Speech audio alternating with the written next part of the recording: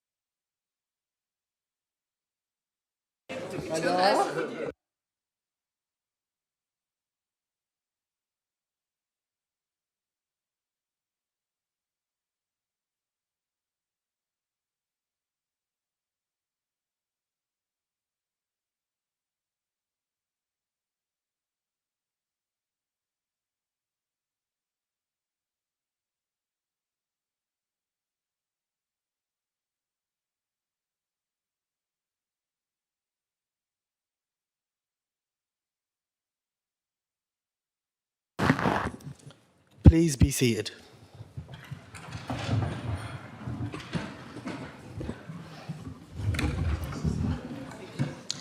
Good afternoon, and thank you for attending this meeting of the Council.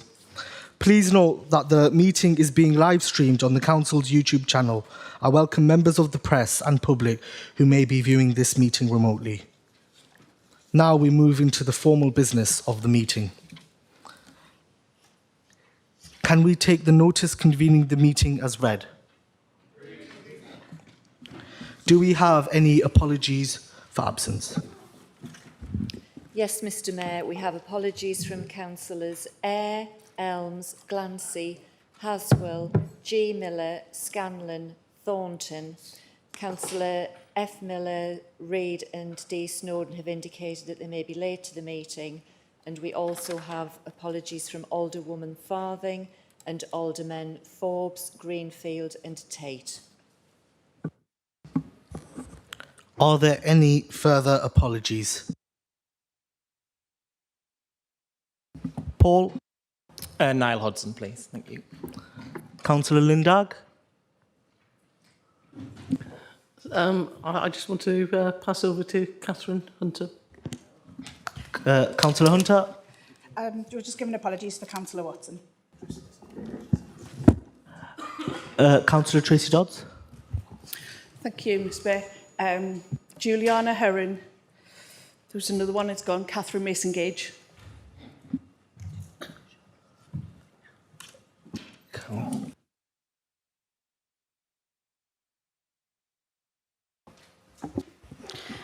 It's Councillor Chapman. Councillor Chapman. No, sorry, no, I was thinking, has anyone else put their hand up before you? No. Councillor Sean Laws. Are there any further apologies? No? Right, great. The next item is the minutes of the meeting of the Council held on the 12th of November 2025. Can I remind members that any comments must be related to the accuracy of the minutes? I understand that Councillor Edgeworth wishes to speak. Thanks, Mr Mayor. I just want to correct the record, if I could, about the last meeting at the 12th of November 2025, where I made some statements about Paul Callaghan, which were not true. I said that he'd made significant and specific political donations and implied that these had influenced the proposal to award him the Freedom of the City. Mr Callaghan did not make the donations I referred to, and I accept that I made the comments without verifying those facts. I've since met with Mr Callaghan to discuss this further and obviously would like to withdraw those comments and apologise in full. I acknowledge that decision and the decision of any Lib Dems to vote against that nomination for Freedom of the City were influenced by those incorrect statements. And for that, I take responsibility. So I'd like to apologise unreservedly to Mr Callaghan and to his family for any distress or harm caused by those remarks. And obviously, they won't be repeated. Thank you very much.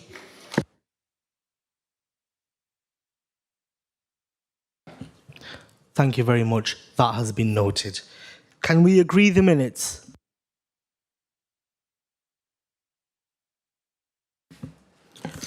Do any members have any interest to declare that they haven't already entered on the declaration sheets in the lobby?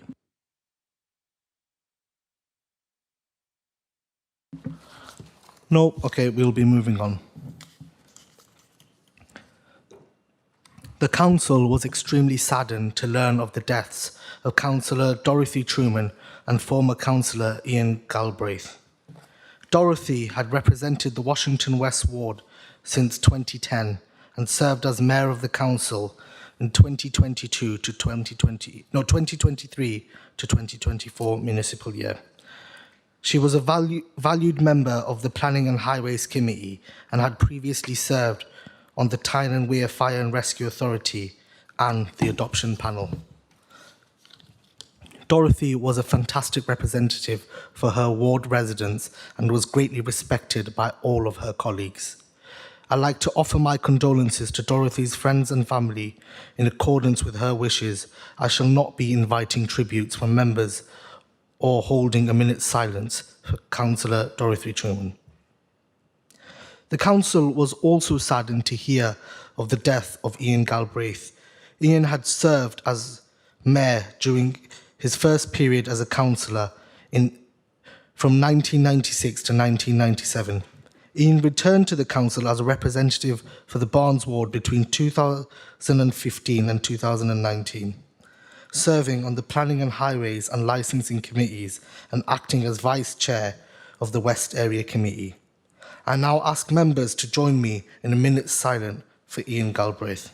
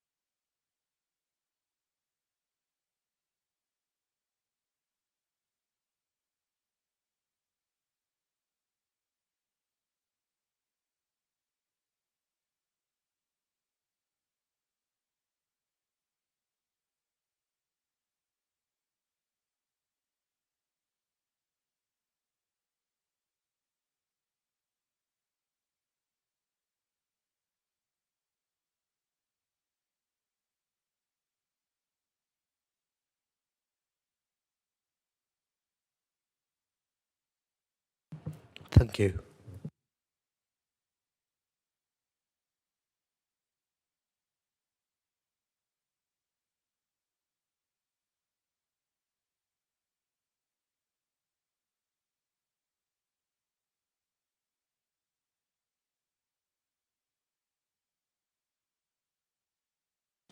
Councillor Mullen, did you want to say a few words?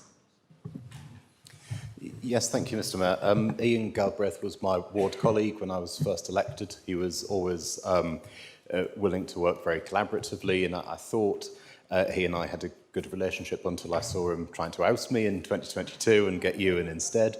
But I don't know if you'll remember this, but he and I go way back, because when I was 5 years old, Ian signed my first ever passport application so that I could go to Disneyland. So I'm grateful to him for that as well. and offer his family condolences on behalf of my group. Thank you so much.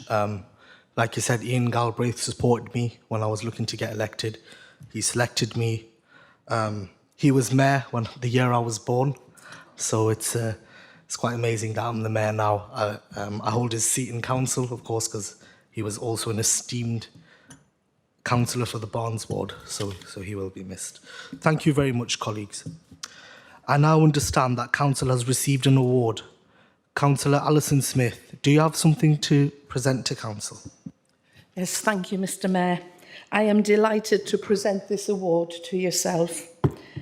The regional recognition is from Dynamo North East and their Dynamites Award, held for the 12th year with 450 attendees, 88 entries across 14 categories.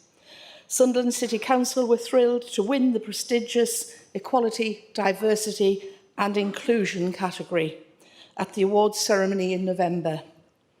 The judges praised the Council's dedication to fostering a culture of respect, dignity and inclusion.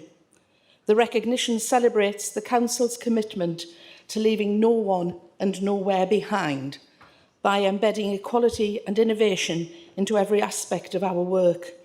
And at this point, I would like the Council to acknowledge and pay tribute to one of our officers, Nicole McConnell, who has been leading on the inclusion work right across the city. Her passion and dedication to this work is second to none.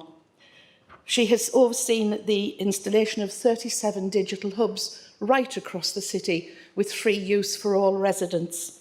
165 tech mates to help those residents use the equipment we're providing. And in the period since inception, 104,000 people have actually connected through this system. So thank you very much, Mr. Mayor.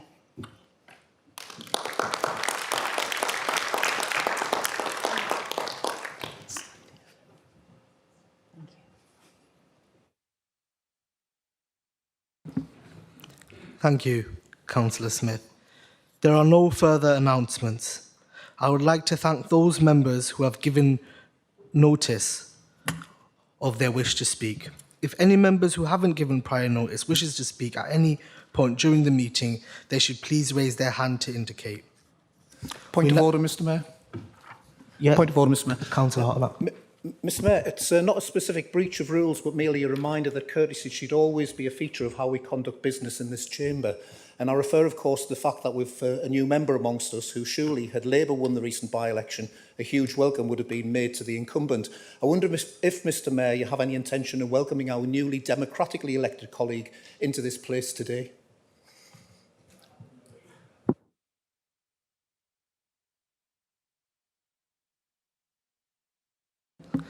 Councillor Hartnett, I've actually spoken to Councillor McKinley. I have welcomed him on a phone call and I've asked him if he wanted to say anything before the meeting. He hasn't indicated the wish to do so. Unless he wants to say something now? Only to say thank you, Mr. Mayor, and thank you to the rest of the councillors. Thank you very much. Mr. Mayor, I'm just wondering why I didn't get a welcome from the Mayor when I got elected. You were elected before me, so I can't answer that.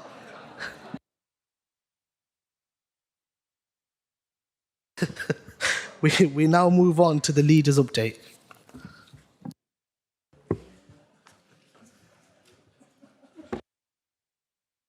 Councillor Michael Modi. Thank you very much, Mr. Mayor. I would like to welcome Councillor McKinley to his place in the chamber and look forward to his fully contributing to civic life. And it's telling Councillor Hartnett got on his feet there. I wonder if that was the one of many auditions of the Conservative group to join Rehash UK. Anyway, welcome to your place, Councillor, and look forward to working with you in your time on the council. Mr. Mayor, I've got a few things I would like to update council on. The first is that a 6-month programme to improve the look and feel and safety of 21 local shopping areas across Sunderland is now underway, with a number of areas nearing completion. Each area will receive a tailored package of practical, visible improvements based on local need, including deep cleaning, repainting infrastructure, renewing road markings, repairing or replacing seating, upgrading bins and improving cycle facilities. This programme is about taking pride in place, supporting local centres and ensuring our neighbourhoods feel cleaner, safer and more welcoming for residents, businesses and visitors. I'm delighted to say, Mr Mayor, that we've been out and about across the whole of the city. Just a few of the areas so far being improved are in the west area, Blind Lane, Silksworth Lane and Silksworth. In the north area, Sea Road, Bluebell. In Southwick, the Green. In Castle Ward, Ethel Terrace, Chiswick Square Shops and Blackwood Road in Townham Farm. In the Coalfields, Easington Lane High Street, and in Horton, the New Bottle Street and the Shiny Rose Centre, and in Washington, Concord Shops, Mr Mayor. So that's a massive improvement. It's what the businesses have been asking for. And I'm really delighted that this Labour group has been able to bring that programme forward and look forward to continuing the rollout in the other areas in the months and weeks ahead. Mr Mayor, Sunderland has once again proven its global standing as a leader in digital innovation, having been named one of just 3 finalists in the Enabling Technologies category at the World Smart City Awards in 2025, held as part of the Smart City Expo World Congress in Barcelona. Shortlisted from 462 proposals across 65 countries, Sunderland's Smart by Design submission showcased our pioneering, people-centred approach to data, connectivity and inclusion, and the meaningful, measurable impact this is delivering for residents, communities and services across the city. This international recognition reinforces Sunderland's reputation as a forward-thinking, innovative city that is using technology to improve lives, drive growth and reduce inequalities.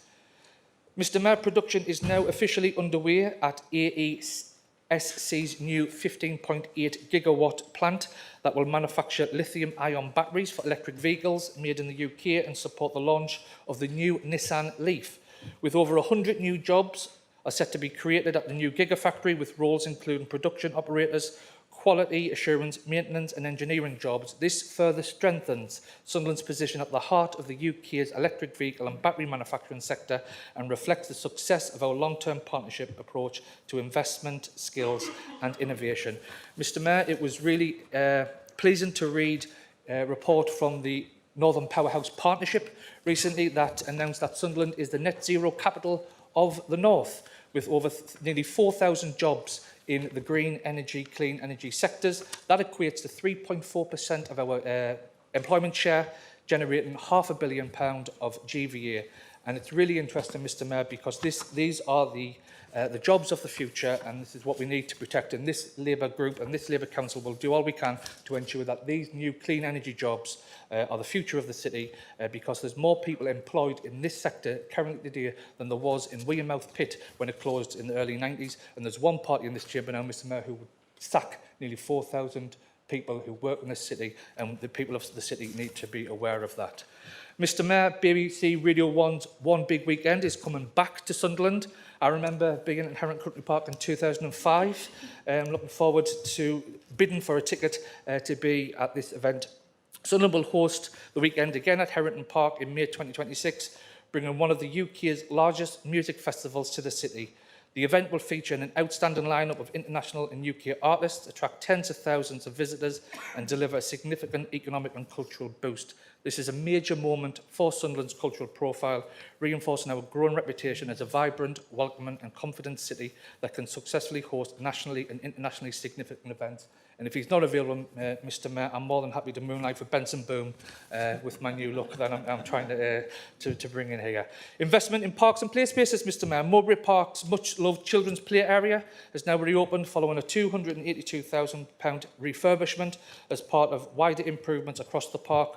The works include the refurbishment of the iconic slide, installation of new inclusive play equipment, and significant improvements to paths and seating areas to enhance accessibility. These improvements reflect our ongoing commitment to investing in high-quality inclusive play spaces that support health, well-being and play for families across the city. Mr Mayor, it was a pleasure to be at the Beacon of Light last week because the consultative draft of the Stronger Community Strategy was approved by Cabinet in December. We also held, as I say, a really productive session last Wednesday with the voluntary and community sector. One of the 5 key pillars of the strategy is building strong, effective working relationships with the VCS. So this felt like a great starting point to build on. The other pillars focus on improving community safety, building bridges and relationships between communities, connecting residents to opportunities and extending and deepening resident engagement and participation. The framework, which has been shaped through extensive engagement so far, is now out for a wider consultation and will return to Cabinet in a couple of months. I'm also pleased, Mr Mayor, to share that Sunderland's first child poverty strategy was approved at Cabinet in December. This strategy includes a delivery plan for 26-27 and will help us better coordinate activity that will have an impact on reducing child poverty in the city. And finally, Mr Mayor, people might have seen on social media that the North East Mayor, Kim McGuinness, has extended the Mayor's fares, that capped £2.50 bus fares, to the Metro with a pop card. That effectively reduces the cost of travel on the Metro. The two zones that cover the City of Sunderland, Zone B and C, on a single day ticket, you can save up to £4, and you can save up to £4.70 on a Zone C ticket. On a day ticket, people will see savings of 80 pence in Zone B and £1.70 on a day ticket for Zone C. This shows the North East Mayor putting more money into people's pockets in Sunderland, making getting to school, college and work or spending your leisure time in Sunderland and across the region much cheaper. The final thing I would like to say, Mr Mayor, it is pleasing to see that we have a very succinct and concise agenda today, and I'm really looking forward to getting through all of the business, and I do hope Councillor Reid turns up, because I am really looking forward to his latest audition to join Rehash UK so I really do hope we get to the third motion on tonight's agenda, but I look forward to answering the Leader of the Opposition and the Minority Party and Opposition's questions, Mr Mayor. Thank you. Thank you very much, Leader. Councillor Paul Edgeworth, you have 2 questions. Thanks, Mr Mayor. The £2.50 fare cap on the Metro, why do these gimmicks only happen when Labour are on the ropes and facing electoral defeat? And what is the impact on the financial sustainability of Nexus, who have already had to spend £25 million in recent years from reserves to make the organisation sustainable? What else is going to be cut, or what other fares are going to be increased to pay for this gimmick? Mr Mayor, honestly, the Liberal Democrats are opposed to cheaper Metro fares. They seem to be opposed to Crown Works. The simple fact is this is being brought in this year because for the first time the North East Combined Authority has an integrated settlement, more powers, more funding devolved to the city. We've had the single biggest block of city region sustainable transport funding that's going to enable us to bring the Metro through to Washington. So this is the product of devolution. We've never had as much transport funding in the region, and that's why, using them powers and using that funding under the new devolution agreement, the North East Mayor, Kim McGuinness, working in partnership with the other council leaders, has been able to put more money in people's pockets, and that is something you should welcome. Here's me. Thinking it was about losing 4 Labour councils in Tyne and Wear, but maybe I'm just a cynic. Moving on to the Net Zero Capital of the North announcement, which I think is very good. Can the Leader just expand on his plans to cut the carbon reduction budget of this council, for which he called us climate change deniers when we proposed doing exactly the same thing? Thank you, Mr Mayor. The Labour Group is not proposing to reduce the level of investment that has gone into this area of the city. All we're doing is using other people's money. We have been very successful in securing external grants to fund this work in the city. So what we've done in the economic climates that we face is that we've substituted one money that's coming from a different source, so the level of investment in this programme in the city in the next year's budget will remain unchanged. Councillor Mullen, you have 2 questions. Thank you, Mr Mayor. The shopping centre update is particularly welcome and will be even more so if some of the yellow lines on Chester Road become red. But can I raise with him the fact that on C Road, where he said works have been completed, Michael Hartnack has reported several paving stones which are not repaired. There have been several high-profile reports of falls recently, particularly elderly people. Can he look into why, as part of this work on C Road, they weren't picked up, and why, despite being reported, they haven't been fixed? Absolutely, Mr Mayor, but first of all, I would like to pay tribute to yourself and Councillor Tobin for the absolutely phenomenal work of working with the portfolio holder, Councillor Leonard, in securing them railings finally at last on Chester Road. It is testament that you don't have to wait for full council to grandstand and ask questions. You just need to come knock on the door and we will do our best to help you. But to the point that Councillor Mullen raises, I'm more than happy to look into that issue for him. Thank you. Of course, we haven't agreed the funding for those railings yet, and there are 3 people have to agree that. Second question, on the Stronger Community Strategy, when that came to scrutiny a fortnight ago, I made the point that one of the things that drives a lack of cohesion in society is a sense of people not following the rules or the rules not applying to people. And it's things that aren't quite crime, but lower level things like littering or not parking properly. What is the council's plan to police those things that don't quite fall into the category of safety or criminal events, but which the public still see as not being a good citizen within a neighbourhood? Thank you, Mr Mayor. Mr Mayor, I would comment as follows. We've got a clear strategy about rolling out these joint hubs across the area. We've put 3 in last year with the funding that we secured, the £1.5 million. This is all about moving as much as the community decision-making and enforcement like this into community. So my ambition and the Labour Group's ambition is, as resources free up, is to move more of them type of co-produced ESB hubs models to other areas. But there's always an issue, and I get this as a ward councillor too, between what's police enforcement, what's council enforcement, but we aim to take as much robust action as possible. So if you've got specific issues you want to raise, Anthony, I'm more than happy to have a look at it, but the aim is to move these hubs from the 6 to as many neighbourhoods as we can overall, so we can have much more targeted enforcement on all of these types of low-level stuff in more communities as we move forward. Thank you so much. The next item is reception of petitions. Do any members have petitions to present? Mr Mayor. Who was that? Oh, It was I. Councillor Duncan. Thank you, Mr Mayor. I'd like to present this petition on the number 10 and 11 bus service petition from residents in Ford Estate and Pallion. We, the undersigned, call on Sunderland City Council, Stagecoach, Nexus and the North East Mayoralty to maintain the number 1011 bus service on its 2025 timetable and halt any proposed changes to the service which will reduce the frequency of the service or change the current route. This was signed by 456 residents. And if I may just take a couple of seconds, I'd like to thank those people who went out in appalling weather to get those. Thank you very much. Apologies, colleagues, I didn't take everyone's names. Who else had their hand up? I know Councillor Hartnack did. Councillor Scott? Right, okay. Councillor Hartnack, and Councillor Hartnack, I apologise, you put your hand up first. That's okay. So I should have gone straight to you. Don't worry. No, don't worry. Thank you, Mr Mayor. At the last meeting, cross-party support to save the National Glass Centre saw 3 petitions presented with 38,903 signatures. To keep colleagues informed, that figure has increased by a further 2,600, making the petition now 41,503 and rising at around 100 signatures per week. The people of Sunderland and beyond are committed to saving Sunderland's National Glass Centre. How committed is Sunderland Council? Thank you, Mr Mayor.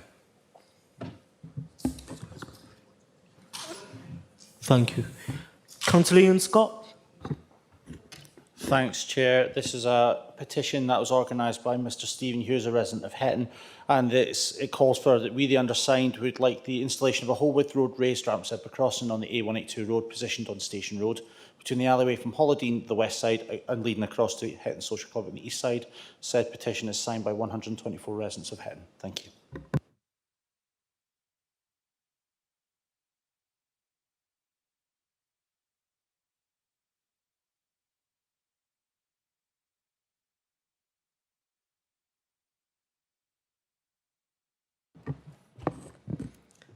Can we agree to refer these to the appropriate chief officer?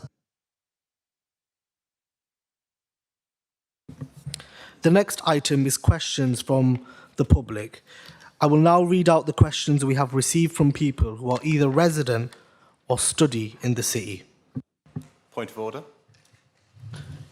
Councillor Mullen. Thank you, Mr Mayor. Under Rule 11.5, a member of the public who submitted a question asking about the Council's powers of call-in over the potential demolition of the Glass Centre has had that question rejected on the basis that in the last 6 months, another question on a similar topic had already been answered.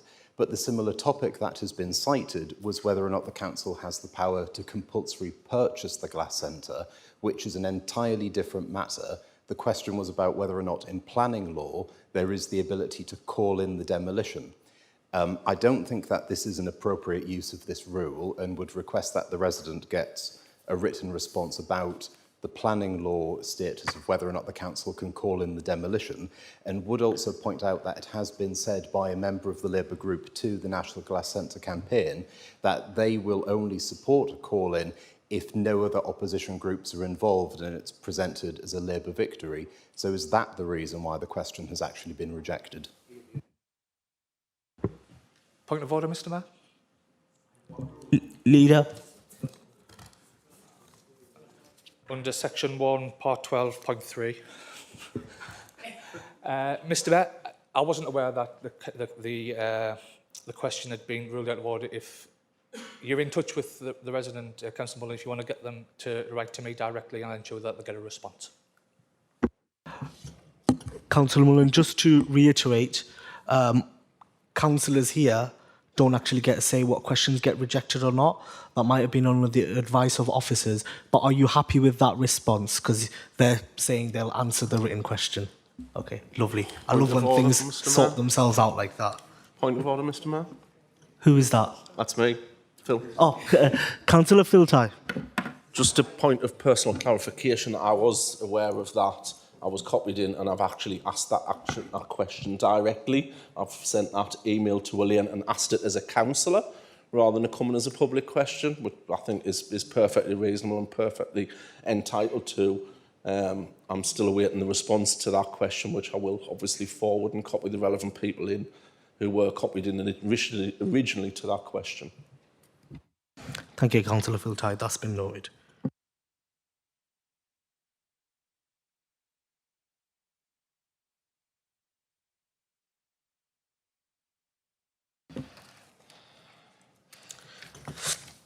So I'm just going to move straight on to the questions. So Stephen Pickering asks, during the recent heavy snowfall, Alston Crescent was not gritted. This is a bus route which also has high traffic volume and high pedestrian use, including children going to Monk Wearmouth School.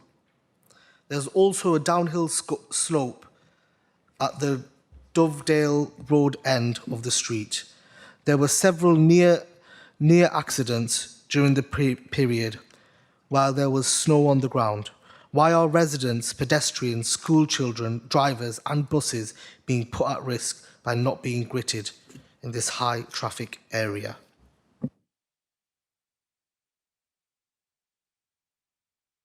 And it'll be answered by Councillor Lindsay Leonard.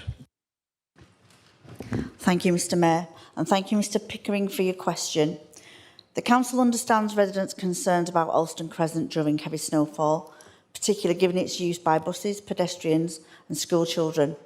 However, the decision not to include it on the priority gritting network is not an oversight. The road has been fully considered through the Council's formal annual winter service review and following a petition in 2023. Priority routes focus on the city's main arterial roads to main traffic flow and emergency access. Whilst Alston Crescent is a bus route, it doesn't form part of the primary transport network.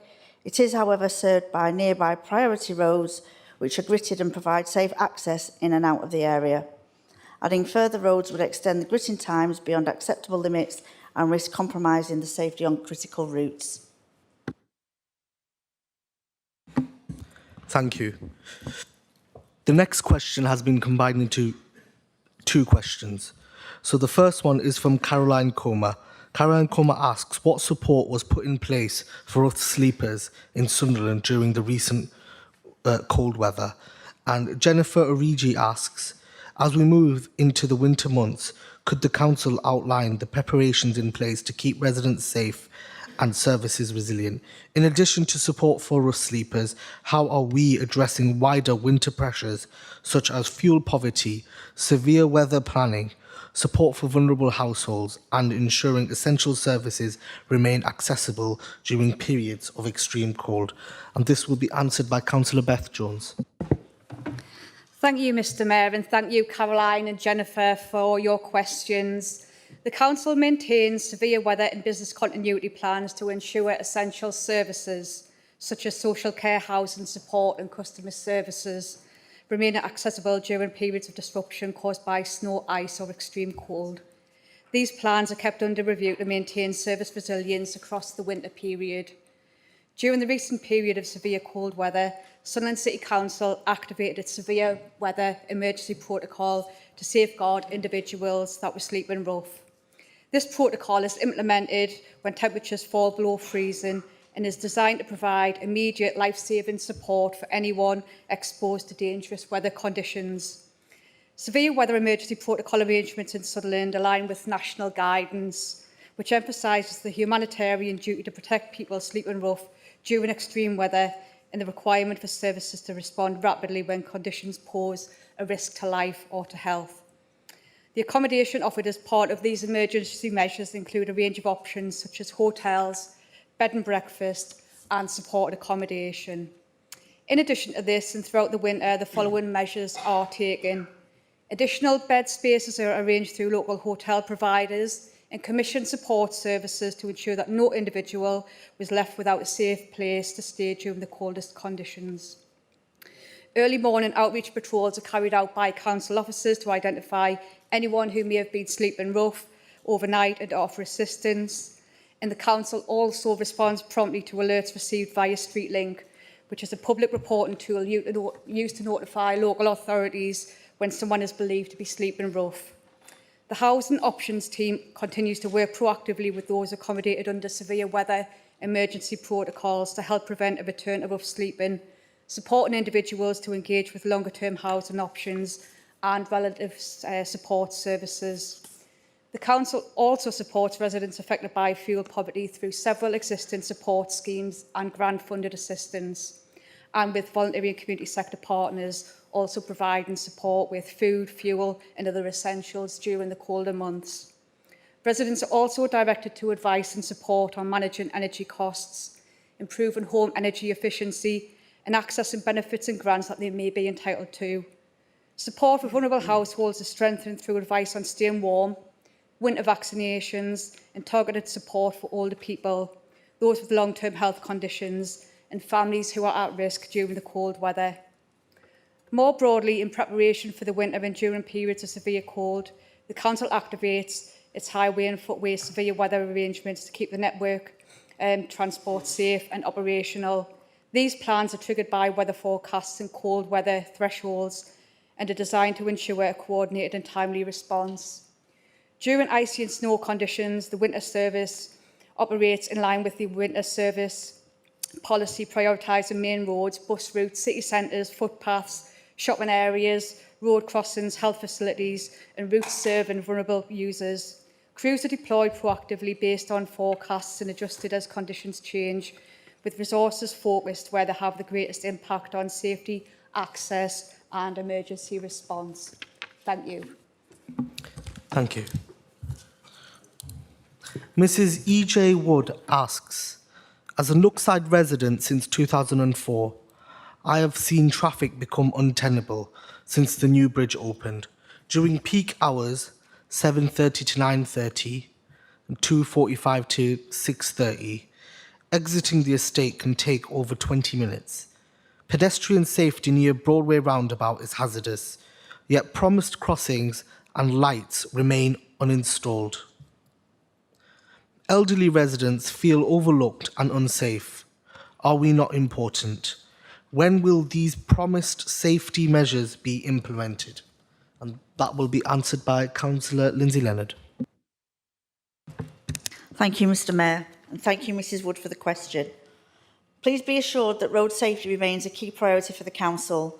We fully acknowledge the concerns raised by yourself and the residents of Nookside regarding the congestion and pedestrian safety in the vicinity of the Broadway roundabout.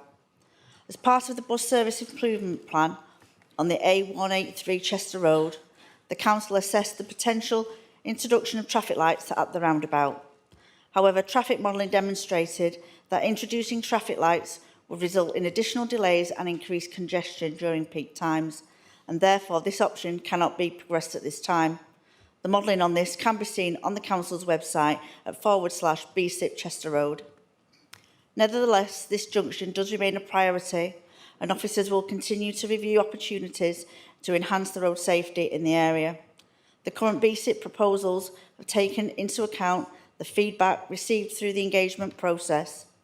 The scheme will introduce yellow box junctions at both the Nookside and Briarfield Grove junctions to improve ingress and egress from the estate and to help reduce blocking during peak hours. Again, further information and the plans are available on the Council's website. I'm pleased to say that I expect work to begin on these BSIP plans from late February. Thank you. Thank you. Zoe Chandler asks, the New Year's Eve fireworks in Sunderland were a huge success, drawing massive crowds and families into the city centre despite the freezing weather. The event generated a wave of press coverage, absolutely blew up on social media, people sharing photos, videos, praise for the atmosphere and organisation.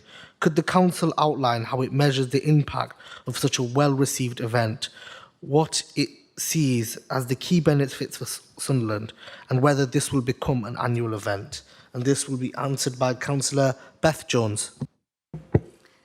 Thank you, Mr Mayor, and thank you to Zoe for your question and for the positive feedback. I was absolutely delighted when this question came through. I'm sure that for once everybody in this chamber can agree that it was an absolutely amazing and memorable night. So the Council carefully evaluates major events to understand their impact and ensure they deliver clear benefits for residents, visitors and the city as a whole. For New Year's Eve, this included an analysis of attendance, city centre activity, media coverage, digital engagement, community feedback and value for money. The 2025 New Year's Eve celebrations attracted thousands of people into Keele Square in the city centre, including many families, despite the challenging weather conditions. From a communication perspective alone, the council-led social media content reached over 581,000 people. It generated more than 850,000 impressions and nearly 300,000 video views. There were 59 pieces of positive regional and national media coverage across 16 outlets, with an estimated media reach of £4.8 billion and an advertising value equivalent exceeded £380,000. Influencer and community content alone achieved a combined reach of over 435,000, supporting strong family and regional engagement. The feedback has been overwhelmingly positive, with the residents praising the atmosphere, organisation, safety and family-friendly nature of the event. This data is complemented by website traffic, search trends, email engagement and feedback from residents and partners, all of which demonstrated exceptionally high levels of interest and participation. The Council sees several important benefits from the event.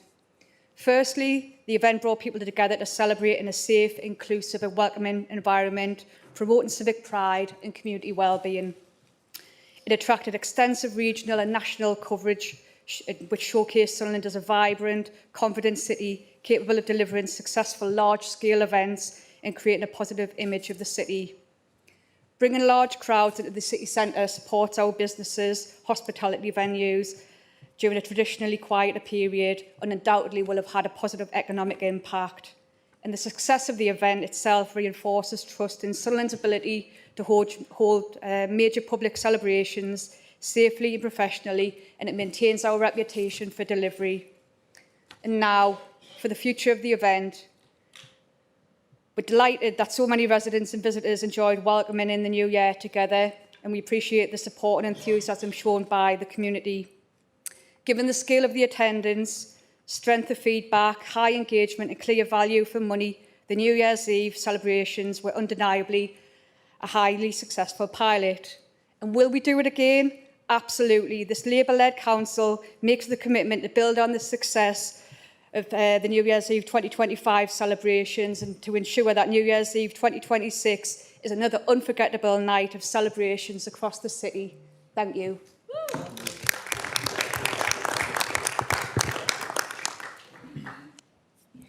Thank you. William Smith asks, The leader of the council and his predecessor used to blame the Conservatives for local council tax increases, stating that these were imposed by national government. Given that the current government has assumed a maximum council tax increase in Sunderland for the next 3 years, is it still the view that council tax increases are a political choice made and enforced by national government? And that will be answered by Councillor Michael Maudy. Thank you very much, Mr Mayor, and I would thank Mr Smith for his question. I've been clear and consistent in my position on council tax. I think it is a regressive tax that penalises areas like Sunderland. That's why I support fundamental change.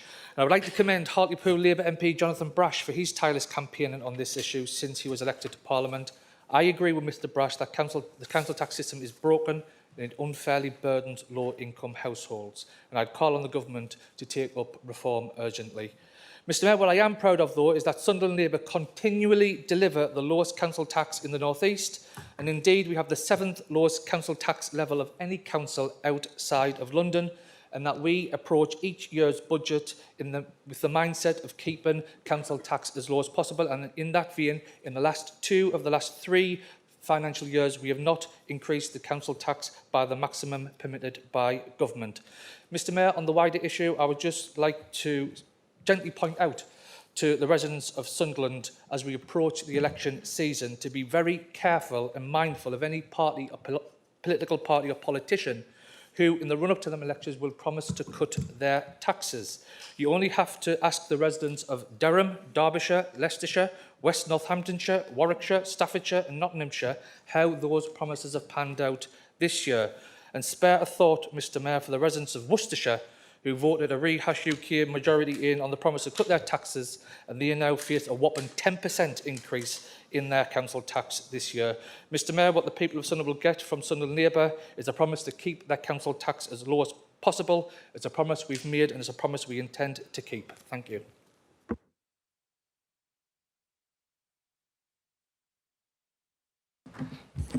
Thank you. Alison Mason asks, mental health services in Sunderland too often focus on people in crisis, with little resource available for those who are reaching crisis point or reporting that they are beginning to feel suicidal. Why is more not done to intervene to prevent those approaching crisis point from attempting suicide in the first place, as opposed to deploying resource only when somebody unsuccessfully attempts suicide? That will be answered by Councillor Kelly Checker. Thank you very much, Mr Mayor, and I'd like to thank Alison Mason for her question. The Council is committed to supporting the mental health and wellbeing of Sunderland residents. While Sunderland City Council does not commission mental health services, we work closely with a wide range of partners, including health services, emergency services, local charities and workplaces to improve mental health and wellbeing outcomes.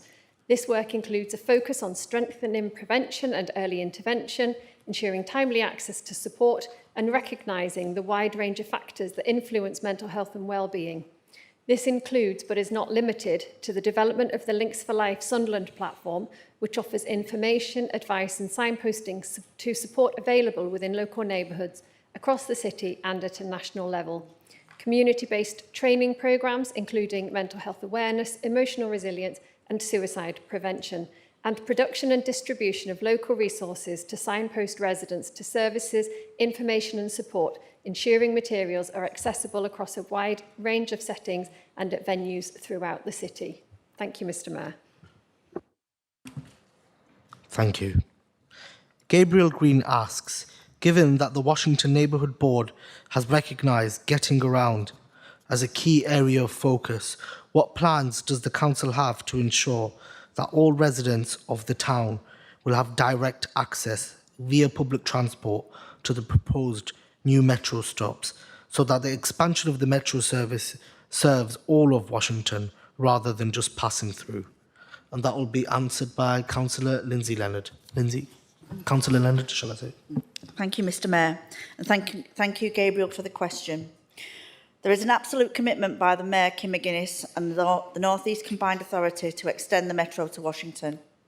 The proposed route map identifies 3 new metro stations in Washington. These are at Follingsby, Washington North near to Sulgrave and Nissan, and Washington South near to Fatfield and Teal Farm. Sunderland Council are supporting the development of the proposal with Nexus, who are leading on the project. Nexus have a dedicated website about the metro extension to Washington, which houses information and updates as the project moves forward. More public consultation sessions will be hosted in 2026, where Nexus will talk to residents in more detail about their latest proposals. Alongside the metro extension and in line with the Mayor's transport plan, preparations are also being made to bring back the buses into public ownership. The proposed Angel network will be revised to ensure that the network complements the metro service and serves the public need, not the private shareholder, further improving public transport in the region. Thank you. Thomas Such asks, how much has been paid to CBRE to date in its quest to find a funder for the Crown Works Film Studio, and how many potential funders have indicated an interest in the project? Please also give an updated timeline for the completion of the film studio construction in your response. Councillor Michael Modi. Thank you very much, Mr Mayor. I can confirm to Mr Such that to date a grand total of £0 has been paid to CBRE. We're still in the process of evaluating the responses to work that we did. We're working hand in hand with the Combined Authority on the creation of the new mayoral creative development zone, and I anticipate that in the next couple of weeks we'll be able to bring forward a full update with timelines, key dates and the proposals for phase 1 of the Crown Works Studio, which will happen this year. Thank you. Claire Bryant asks, with new powers allowing councils in England to fine pavement parkers, how does the council plan to use these powers in Sunderland to improve safety and accessibility for pedestrians?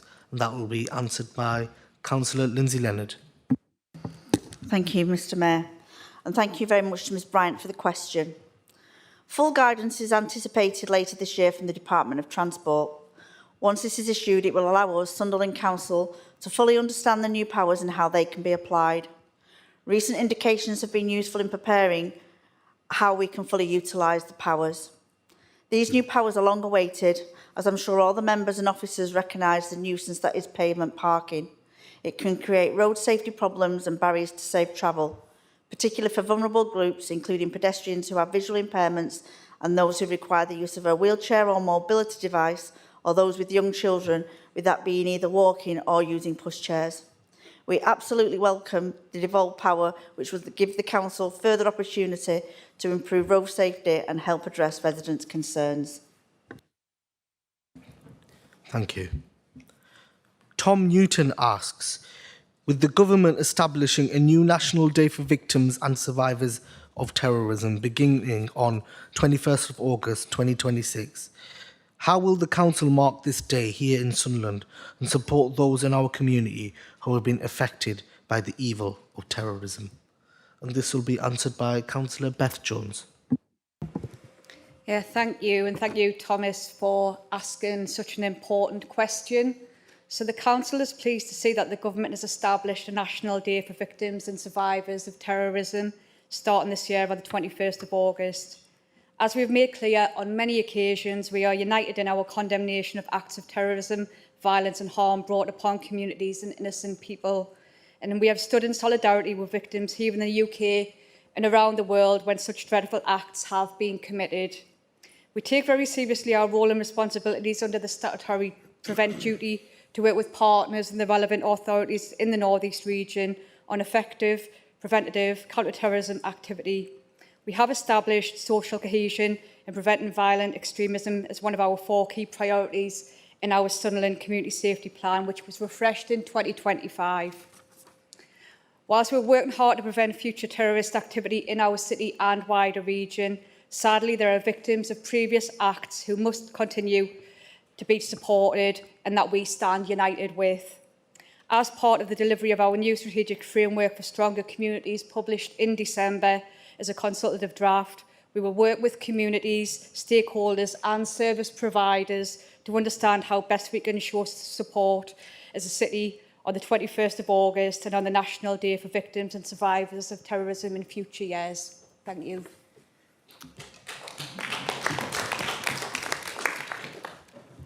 Thank you. Miles Mordy asks, we're seeing a growing number of taxis licensed outside of Sunderland coming into the city to operate, and that naturally raises questions about consistency, safety and accountability. What proactive steps are being taken, particularly through licensing and enforcement, to make sure all drivers working in Sunderland meet our standards and that residents are properly protected and safeguarded? And that will be answered by Councillor Lindsay Leonard. Thank you, Mr Mayor. And thank you to Miles for the question. Public safety is at the heart of the taxi licensing regime, and it is the first licensing objective. Under the current licensing regime, there are two types of licensed vehicles: hackney carriages and private hire. Hackney carriages are able to operate from ranks and be hailed in the street as long as they are licensed in the area in which they are operating, but can also act outside the area if they have been pre-booked. Private hire vehicles can only carry out pre-booked work, but can do so in and outside of their licensed area. Cross-border hiring is legal and is permitted under the current licensing regime. The increase in public hire vehicles in Sunderland, as with other councils, the licence plate coincides with the online pre-booking platforms that are being used more and more to book and order taxis. The Department for Transport sets out the minimum standard for drivers, vehicles and private hire operators. They are all subject to comprehensive checks carried out by the licensing authority, which include right to work, licence checks, DB checks, medical and knowledge tests. In addition to those, a National Register of Taxi and Private Hire Licence Refusal, Revocations and Suspensions has been recently introduced nationally. It records all the details of the drivers who have had their licences refused, suspended or revoked for any reason, and it is checked by all licensing authorities before making any decision about a licensing application. In terms of enforcement, North East councils have a data sharing protocol in place and a cross-border authorisation scheme, which means that the licensing officers from every North East council can carry out spot checks on any vehicles and drivers working in their area, regardless of which authority issued the licence. For example, Sunderland Council licensing officers can check details of a Newcastle licensed vehicle and vice versa. Sunderland's licensing officers investigate all complaints received in relation to taxi vehicles, drivers and operators. Proactively, they can conduct regular spot checks on taxi ranks, test purchases and particularly during periods of high demand. This ensures that all vehicles and drivers present are licensed and are operating in accordance with their licensing requirements. There is currently an open government consultation until the 1st of April, which is giving consideration to the transfer of licensing of taxis and private hire vehicles from local councils to the local transport authorities, which in our case is the North East Combined Authority. This will solidify and make consistent each regime. Consultation can be found on the Gov website under the local transport authorities, licensing of taxis and private hires. Thank you.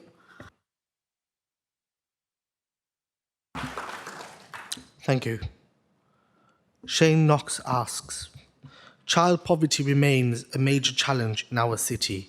Could the council outline what actions are currently being taken to reduce child poverty, how these efforts are being targeted to support the most affected families, and what further steps are planned to improve outcomes for children across Sunderland?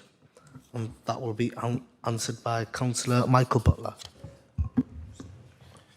Thank you, Mr Mayor, and thank you to Shane. I know he's really passionate about this topic.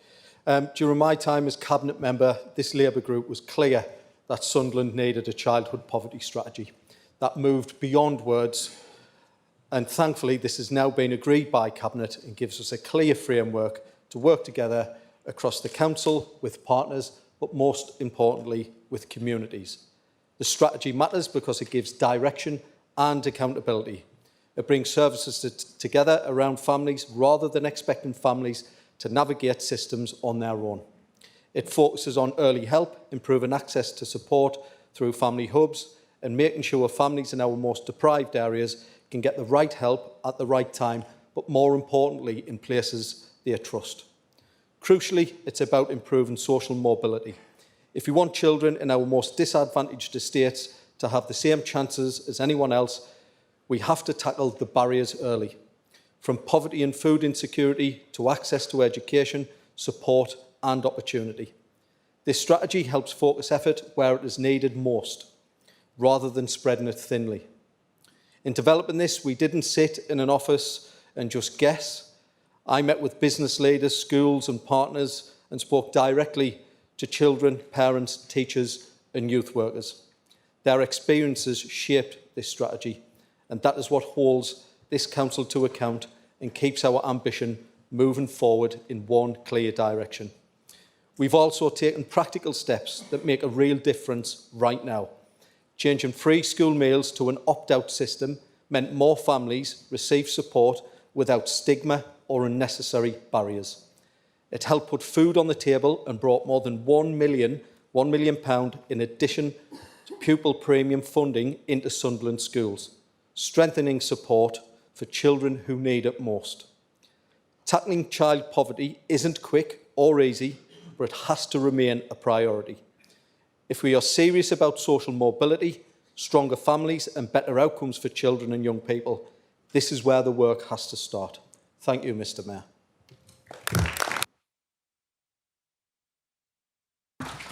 Thank you, Councillor Butler. G. Thompson asks, may I ask about the removal of mature healthy trees with the TPOs in Sunderland, including Ashbrook Conservation Area?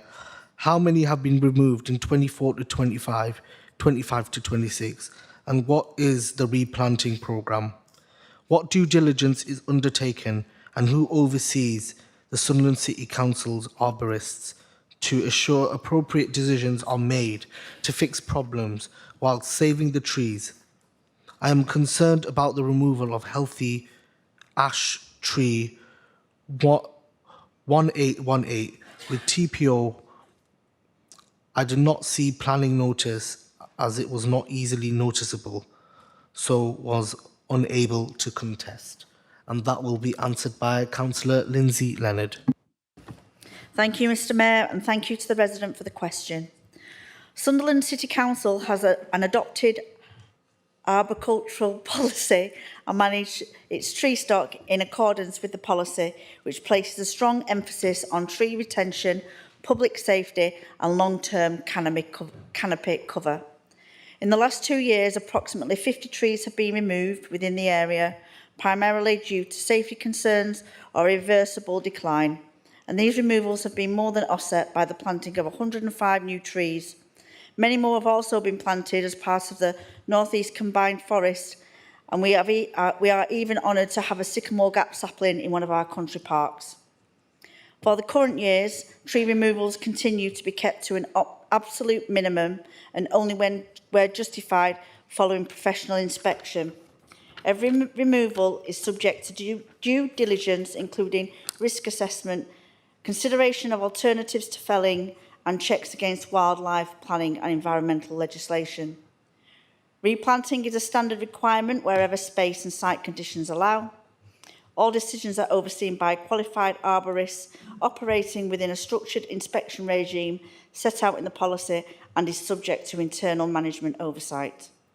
All applications relating to tree works to protected trees can be found on the Council's planning portal. Should anyone have a concern about works or removal of a protected tree, there is a report a breach form on the Council's website. Thank you. Thank you. Benjamin Davis Scott asks, how many fines were issued for illegal parking on Chester Road last year, 2025? And what new approaches does the council intend to explore to deal with dangerous illegal parking in this area? Councillor Lindsay Leonard. Thank you, Mr Mayor. Parking Services issued 116 penalty charge notices in 2025 on Chester Road, and to date an additional 33 penalty charge notices have been issued since the 1st of January 2026. Parking Services civil enforcement officers patrol Chester Road and take the appropriate enforcement action when they see a breach of parking rules. It's worth noting that prior to the issue of any penalty charge notice, there is an observation period. This is 5 minutes for private motor vehicles and 20 minutes for commercial vehicles whilst loading or unloading. Blue badge holders are permitted to wait for up to 3 hours from the time of arrival with a valid blue badge and time clock noting the time of arrival. Increased patrols have been planned along with support from Northumbria Police PCSO team. Thank you. Thank you. I note that 30 minutes is up. Move an extension, Mr Mayor, to the conclusion of the public questions. I second that, Mr Mayor. Thank you. Is that agreed, Council? We shall continue. Nicola Austin Ratcliffe and Peter Franks have submitted the following questions in relation to government funding. Nicola Austin Ratcliffe asks, the government's reviewed funding calculation for local government leaves Sunderland City Council worst off in the medium term. What representations has the leader of the council made to the Labour government to reverse its decision to cut Sunderland's budget? And Peter Franks asks, I was interested to read Councillor Mark Burrell's Facebook post, admitting that Labour's fairer funding for councils will actually lead to a real terms cut in Sunderland Council's budget in the medium term. If Labour considered the council's previous budgets to have been austerity, then they cannot dare to say this is not the era of austerity 2.0. What does the leader of the council regret more? The Labour Chancellor's decision to cut his council's budget or Mark Burrell having access to the internet? That will be answered by the leader of the council. Thank you very much, Mr Mayor. Mr Mayor, can I start with Mr Frank's question first? It is great to see people who don't actually live in the city taking a keen interest in our council's budget, but more importantly in Councillor Burrell's social media activity. But personally, I for one are very happy that Councillor Burrell has access to the internet, as he can highlight to the people of Houghton and to the city the many flaws of Rehash UK. And as far as I'm concerned, long may it continue. If you don't follow Councillor Burrell, I would drive you to his particularly Facebook page. It is illuminating and very informative. Mr Mayor, turning to the substantive issues of both questions, the funding situation in the medium term, I would repeat what I said to Cabinet recently, that it is not where we need it to be. Next year is better, but more work needs to be done to get us to a better overall position. To answer Nicola's point about what representations have been made by myself directly and to the point, as we are an open and transparent council, Mr Mayor, I can confirm that I met with the then Local Government Minister Jim McMahon at the LGA conference with other regional leaders in early July. I wrote directly to Jim McMahon on the 31st of July. We contributed fully to the official Sagoma consultation response in the summer. We responded individually as a council to the fair funding consultation. We signed a joint letter to Jim McMahon from all leaders, deputy leaders of councils within the Necker area and the North East Mayor in response to the consultation. I then wrote directly to the new Local Government Minister Alison McGovern on the 22nd of September to update her on Sunderland's position.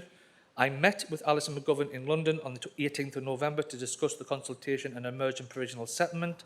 I signed a letter to Steve Reid, the new Secretary of State, with the leaders of Wigan, Gateshead, South Tyneside, Rochdale, Stoke-on-Trent, Blackburn with Darwen, Dudley and Plymouth. We provided an individual council consultation response to the provisional local government finance settlement that was released before Christmas. We contributed to the Sagoma consultation response to the same announcement. We signed a joint letter responding to the provisional settlement from 10 of the 12 North East councils. I met with the Secretary of State in Downing Street on the 5th of January about the emergent position. I met again with the Secretary of State in Leeds on the 14th of January and have been in regular text contact with him since. Throughout this, I've been in regular contact with our 3 MPs who have all also made direct representation on mine and the Council's behalf. Mr Mayor, I would point out that we are not at the end of the process yet and that we're still pulling every lever and knocking on every door possible to see the situation improve. Additionally, although the government has published a provisional 3-year settlement, they do intend to bring forward standalone settlements for both years 2 and 3, so there is significant scope time for the situation to change and improve. It's also worth pointing out that there is significant government investment coming into the city in other ways. The Washington Town Board and the 2 Pride in Places programmes will see a total of 65 million investment in the city from government, and the recent CRSTS will see over 1.8 billion of investment in transport in the region, with circa 400 million of that coming direct into Sunderland via the metro extension. So I think we have to look at the investment from the government into the city and the round. However, I am still optimistic that we could see changes in the medium-term funding with respect to the government's budget, to the Council's budget this year, but we await the final decision from government in the coming weeks, which will be reported via Cabinet to Council in the usual way. Thank you, Mr Mayor.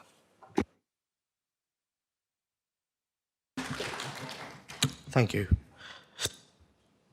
Hardip Singh Barad asks, the Labour Cabinet has advertised that it is freezing councillors' allowances. Can the leader confirm that last year Labour increased allowances and that this freeze retains last year's increase rate rather than returning to the previous basic rate?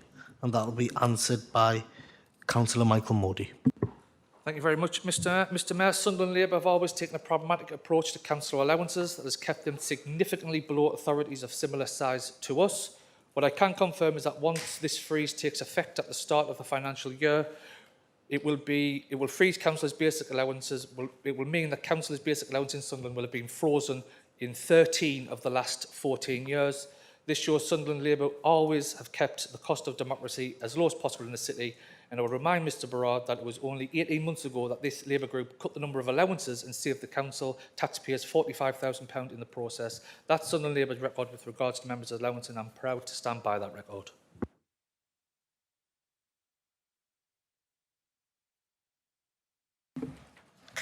Kevin Leonard asks, can the Council confirm that all aspects of the Conservatives' motion on child sexual exploitation and mandatory reporting have been implemented throughout the organisation and in its supply chains?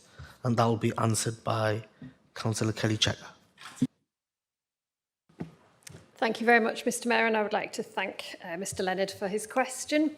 Work is ongoing in the development of appropriate mechanisms for mandatory reporting provisions having regard to the recommendations of the independent inquiry into child sexual abuse and the provisions in the Crown and Policing Bill, which is currently progressing through Parliament.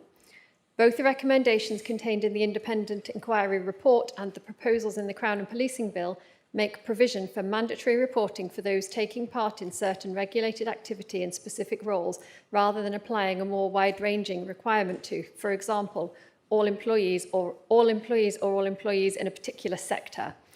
Any provisions the Council chooses to adopt which are over and above the requirements of the legislation should nevertheless sit comfortably alongside the legislation when enacted and not be in conflict or cause confusion, for example, with regard to the definitions applied regarding the level of knowledge a person is required to have and the circumstances that trigger the duty to report, as well as with regard to any potential sanctions for non-reporting. Relevant policies and the scope for incorporating additional provisions are under review alongside the development of national legislation and will be brought forward for approval in due course. Thank you. Thank you. Greg Peacock asks, Pennywell and South Hilton have several areas which have been forgotten by the Council. Could the portfolio holder advise what the Council are doing to make the Children's Forest at Pennywell and the Riverside at South Hilton safer and more accessible to the public? Additionally, the derelict sites of the former Quarry View Junior School on St Luke's Road and the ruined former Golden Lion pub on Lion Place remain undeveloped and potentially dangerous. Will the council act to develop these sites? And that will be answered by Councillor Kevin Johnston. Thank you, Mr Mayor, and thank you, Greg Peacock, for yet another question to Council. He certainly's had more to say now than he ever did when he was sitting in here with us lately. So, the Council recognises the importance of the Children's Forest at Pennywell and the Riverside at South Hilton as valued green spaces and has taken proportionate steps to support public safety and accessibility where appropriate. Last year, grassed areas surrounding and along key paths were hard cut back in spring to improve visibility and access. Further vegetation management will be considered this year, with activity monitored to ensure paths remain usable where resources and site conditions allow. West Area Rangers also carry out litter picking across the plantation areas, supported by volunteers, with 4 organised litter picking activities taking place during 2025. This helps to keep routes clearer and more welcoming for visitors. Much of the land in these locations is designated plantation land, including areas along the riverside and within the Children's Forest, where maintenance is intentionally limited to support biodiversity. The Council will continue to balance public access with environmental considerations and keep arrangements under review. The Council have carried out survey work to explore options for the future site of the former Quarry View Junior School. It is currently surplus to operational requirements and forms part of a pipeline of sites that could be considered for future development. With regards to the Golden Lion pub, unfortunately this isn't owned by the Council and we are unaware of any plans to develop the site at the moment. Thank you, Mr Mayor. Thank you. Jake Walker asks, what steps are the Council willing to take to reduce drug problems within our community, but also reduce the addiction itself and leading people into the correct services if applicable?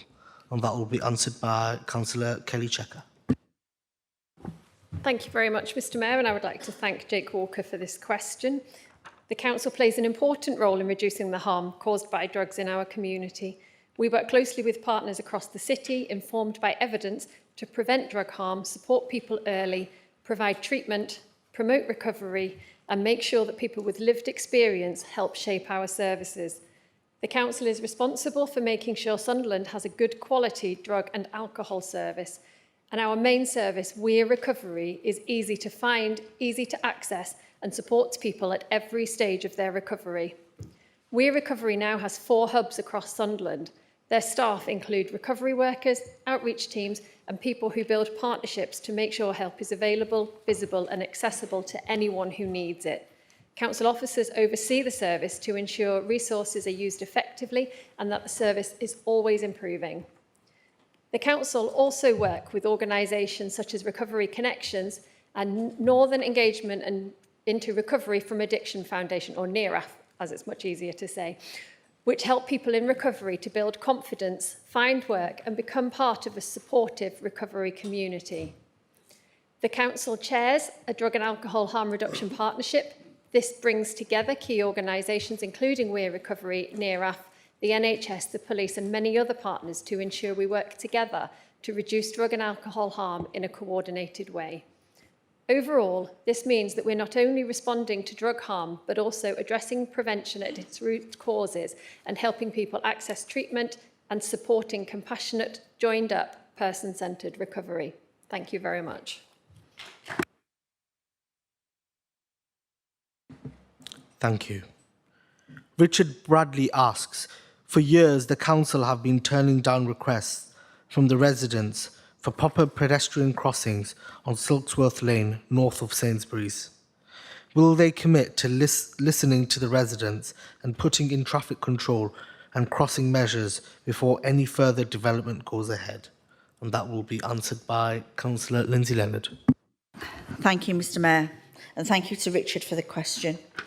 I'm aware of that site as the Silksworth councillors, Councillors Tye, Councillors Laverick and Councillor Clinton, have been campaigning for a pedestrian crossing for some time now. The ward councillors and I have had discussions with officers about options available for a crossing, and the ward councillors have been very vocal and were able to support strongly the views of the residents. It's good news that the development of the adjacent land will deliver a Marks and Spencer's and other retail units to Silksworth, bring in much-needed jobs and boost the local economy. It also provides us with an excellent opportunity to utilise the redevelopment to install a proper, illuminated and controlled pedestrian crossing prior to the shop's opening. We recognise that any new development must be accessible for all road users, and a safe highway network is paramount to the successful delivery of redevelopment schemes. Officers and ward councillors will continue to work with the developers to fully consider any potential highway safety improvements as schemes are brought forward. Thank you, Mr Mayor. Thank you, Councillor Leonard. That concludes questions from members of the public. We now move on to questions from members of the council. Councillor David Newey. Thank you, Mr Mayor. Sunderland is seeing improvements in health outcomes like alcohol-related deaths, smoking rates, breastfeeding and childhood immunisations. What's helping make this happen, and where will the council focus next to close the health inequality gap? Councillor Kelly Checker. Thank you very much. Thank you, Councillor Newey, for this really important question. And these results are the result of our strong local partnership working between the council and others. No single intervention is responsible alone, but there are a number of things that, when combined, are making a real difference. Our Healthy City Plan has helped build partnerships locally and is having a positive impact on a range of health outcomes. There is more detail on some of the specific indicators here, and these are all areas we will continue to work hard to improve. The Healthy City Plan sets out areas of focus for 2026-27 to help us improve health and wellbeing across the city and ensure no one is left behind. In relation to alcohol harms, we have a local drug and alcohol harm reduction partnership, which is made up of partners working in a coordinated way, focusing on prevention, early help and targeted support. Work is informed by the best evidence and shaped by people with lived experience. This work focuses on early intervention and supporting people into treatment and promoting recovery. We target work where it makes the biggest difference, particularly in our priority neighbourhoods. And it all has a focus on both responding to alcohol harm, improving access to treatment and supporting compassionate, joined-up, person-centred recovery, as well as addressing the root causes. Smoking rates in Sunderland continue to fall again, and much of this is thanks to the strong local smoke-free partnership. This brings together key organisations, including the NHS, the Council, Stop Smoking Services, housing providers and community groups to deliver a coordinated smoke-free approach. Partners work together to provide stop smoking support, promote smoke-free pregnancy pathways, tackle illicit tobacco in our city, and offer specialist treatment for those who need it in a wide variety of ways. Similarly, we make improvements around breastfeeding thanks to a partnership approach which includes maternity, Growing Healthy Sunderland, which is our 0 to 19 service, and Together for Children. This partnership continues to oversee the breastfeeding priority and have developed coordinated support offer in relation to infant feeding for families to promote first milk as breast milk and breastfeed continuation at 6 to 8 weeks. This includes activities such as specialist infant feeding roles in maternity and health visiting services, more venues achieving UNICEF accreditation, the development of the Breastfeeding Friendly Sunderland Pledge, and ongoing involvement of local families. Childhood immunisations are crucial in protecting the health of children and communities in Sunderland, and again, strong partnership working by the local immunisation steering group has underpinned improvements in this area. Working with local communities and partners to understand barriers and challenges to vaccination has meant that we can develop programmes that are right for all of our communities and all of our places, helping people understand the right for all of our children, our communities, and the benefits of vaccination, making easy access and helping keep childhood vaccination rates in Sunderland amongst the highest in the region. Thank you very much.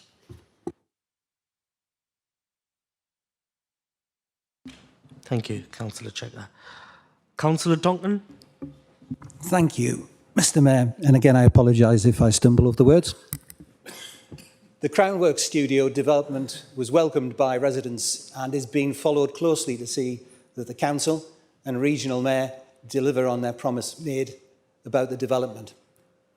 It was reported in December that the council had committed £300,000 of taxpayers' money to create a creative development zone at this Crown Works site in Pallion, with another £300,000 in taxpayers' money coming from NECA in the hope, and I think you referred to that earlier, in the hope that it would attract development. Please turn over. Thank you. This is on top of £188,000 given to CBRE to market the site, 25 million in government cash given to NECA for early development, and commitment of up to 120 million from the North East Mayor.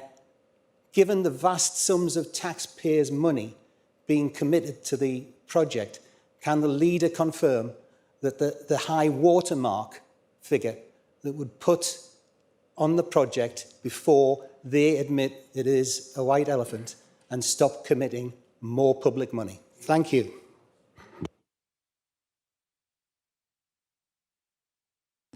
Leader.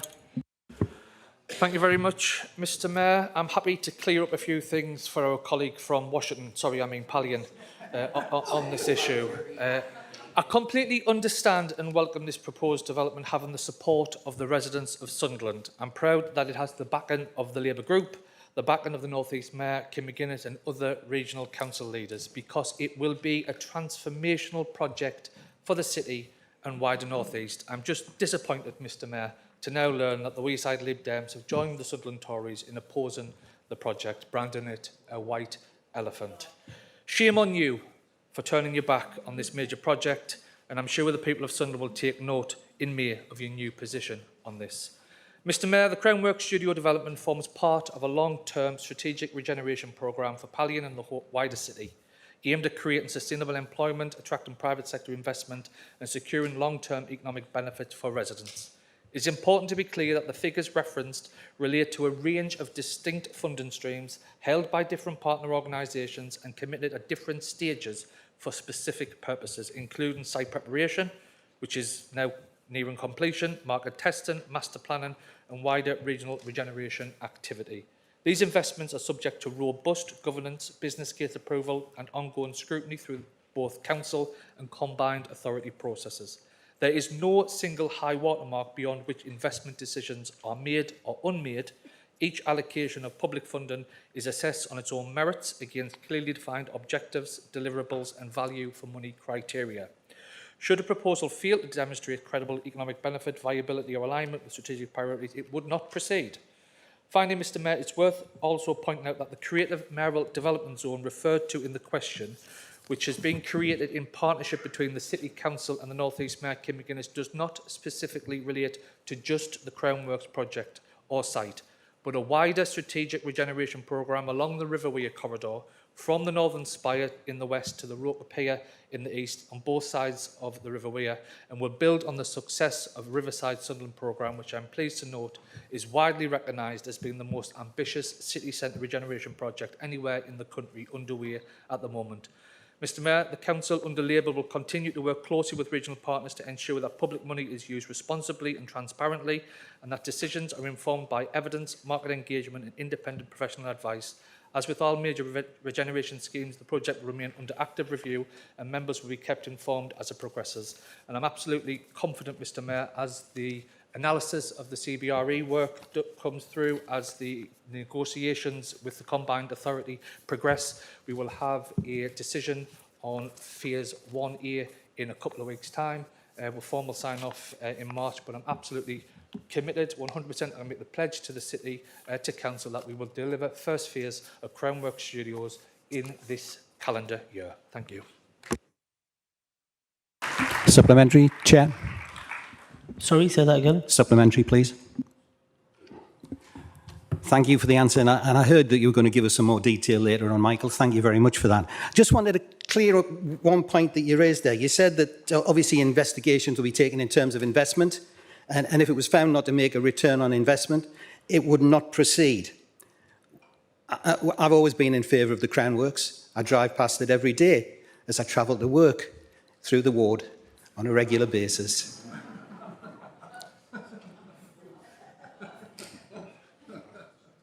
I do some good ones. However, creating an open chequebook for this is clearly not possible. So, does the Council have a plan B or is it plan C if it does fall over that? Because it may well be that come May, you won't be in the driving seat to make those decisions. So it'd be nice to know that there is consideration if that investment does not come through and prevent further money being spent by the taxpayer. Thank you. Leader. Mr Mayor, I think that was more of a second question than a supplementary, but let's have a go. And absolutely, what I was saying in the response in terms of investment decision wasn't necessarily just to Crown Works. This means the Creative Mayoral Development Zone, which we have established, is in the early stages of being developed. We have committed £300,000 from the Council. The Combined Authority has also put £300,000 in, and we are anticipating further support from Homes England and others.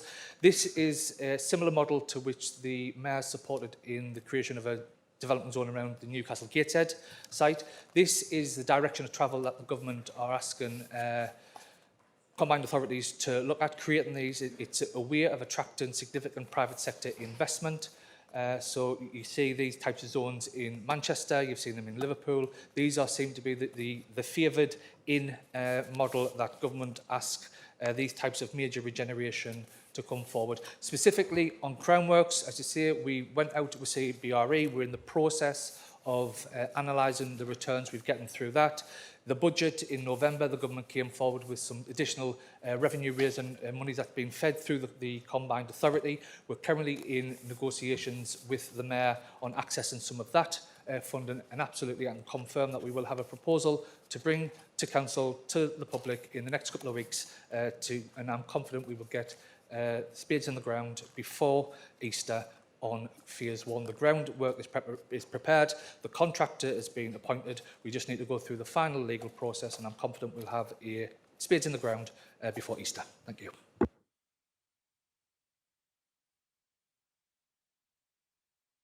Councillor Anthony Mullen. Thank you, Mr Mayor. An urgent intervention to prevent illegal parking on Chester Road is required. Will the Cabinet member grant the 3 ward councillors' requests to have barriers reinstated on the footpaths so as to block drivers who park on double yellow lines from having easy access to shops on the street? Councillor Lindsay Leonard. Thank you, and thank you, Anthony, Councillor Mullen, for the question. That's the second change you've made to this question recently, but I'll endeavour to answer it. Firstly, I'd like to refer back to the question from Benjamin that 33 penalty charge notices have already been issued on that road since the 1st of January, which I would consider shows a commitment to tackling the parking issues. I'm disappointed that Councillor Mullen has waited to full council to pose a question. He knows I'm approachable and how responsive I've been to him in the past. It's always a pleasure to talk to you. And as it happens, the situation has now moved on somewhat. Your ward colleague, Councillor Hatt, did pick up the phone. He called me directly and he explained the difficulties that the ward councillors were experiencing regarding the request for railings. I got in touch with the relevant officers to understand what the problems were, pointed out that the guardrail had been previously in place and removed for a specific reason during the COVID pandemic. And through discussions and challenging the application of guidance, I was able to persuade the officers that the request for the rails was justified and should be carried out. This was tricky as pedestrian guardrail is generally used to direct pedestrians to the safest place to cross, rather than to be utilised to prevent parking, but this has been used for that purpose in the past. There was some communication issues, but I have already informed all, and that's not a mistake, I did say all, ward councillors that the request will go ahead, and Highways have been instructed to quote for the work and schedule them in for installation should they be approved. Councillor Mullen. Thank you. I'm happy to indulge the theme that this was a Labour achievement, but so can I bring her attention to something urgent? The lines that are on the road are currently painted Lib Dem yellow. Does she not want to solidify the Labour achievement by stripping one of them out and painting the remaining one Labour red?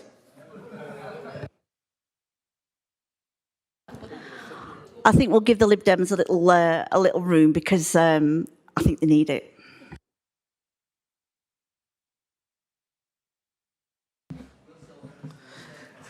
Councillor Michael Walker. Thank you, Mr Mayor. My question is, given that Sunderland's current 5G-enabled CCTV system is becoming outdated, what plans are in place for a full smart city upgrade, particularly to improve coverage in neighbourhood hotspots affected by antisocial behaviour and fly tipping? Thank you. Thank you. Councillor Alison Smith. Thank you, Mr Mayor, and thank you, Councillor Walker, for the question. The Council is committed to ensuring the CCTV strategy is fully aligned with community safety priorities. It embraces new technology and communication methods and ensures the provision of quality evidential images. Management of existing CCTV and all new schemes will be centralised to ensure a consistent and standardised approach.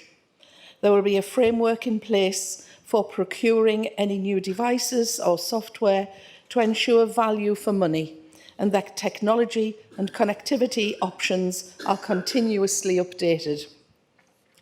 The Council has been exploring next-generation cameras and video management technology through 2 fully funded central government projects. The new schemes are now in place in Keele Square, across Keele Crossing and up to the Stadium of Light, and surrounding the perimeter of the Stadium of Light. Although the schemes have only recently been deployed, initial findings are very positive in terms of understanding crowd flow and informing stewarding policing on match days, determining individuals at risk of harm, such as people falling or lost children, threat detection, for instance, from vehicles or unaccompanied objects, intrusion detection where buildings or parcels of land should not be entered, and understanding the impact of redevelopment and the changing footfall within the city. The schemes will continue to be analysed and the learning captured to help inform priorities, future deployments and the full range of benefits and opportunities available. A tender has been released to seek a partner for all future hardware procurements, including fixed and redeployable cameras and environmental cameras suitable for deploying in neighbourhood hotspots. The tender also includes the software to support the advanced video analytics as set out. It's expected that the tender will conclude late March and the deployment of the initial cameras will take place in April and May this year.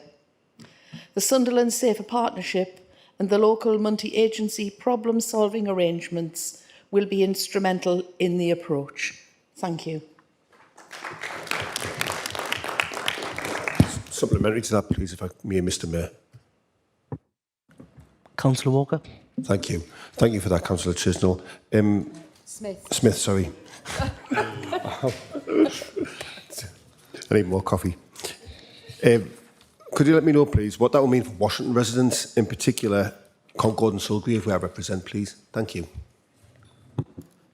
Thank you, Councillor. As you all know, we have an ageing estate of 1,046 cameras on a manual process, and we are actively working towards the centralised management of the existing CCTV. We're looking forward for the contracts to being signed and the mobilisation to take place by the end of March and April, as I've already said. And I know you will have all suffered the frustrations at delayed responses that were received from the current system. As I mentioned, we received DSIT funding for the trials, and which we are currently carrying out. In consultation with the Sunderland Safer Partnership and LMAPS for future deployments, which will be citywide eventually, be assured that your wards and the rest of Washington will be in the forefront of those discussions. Thank you.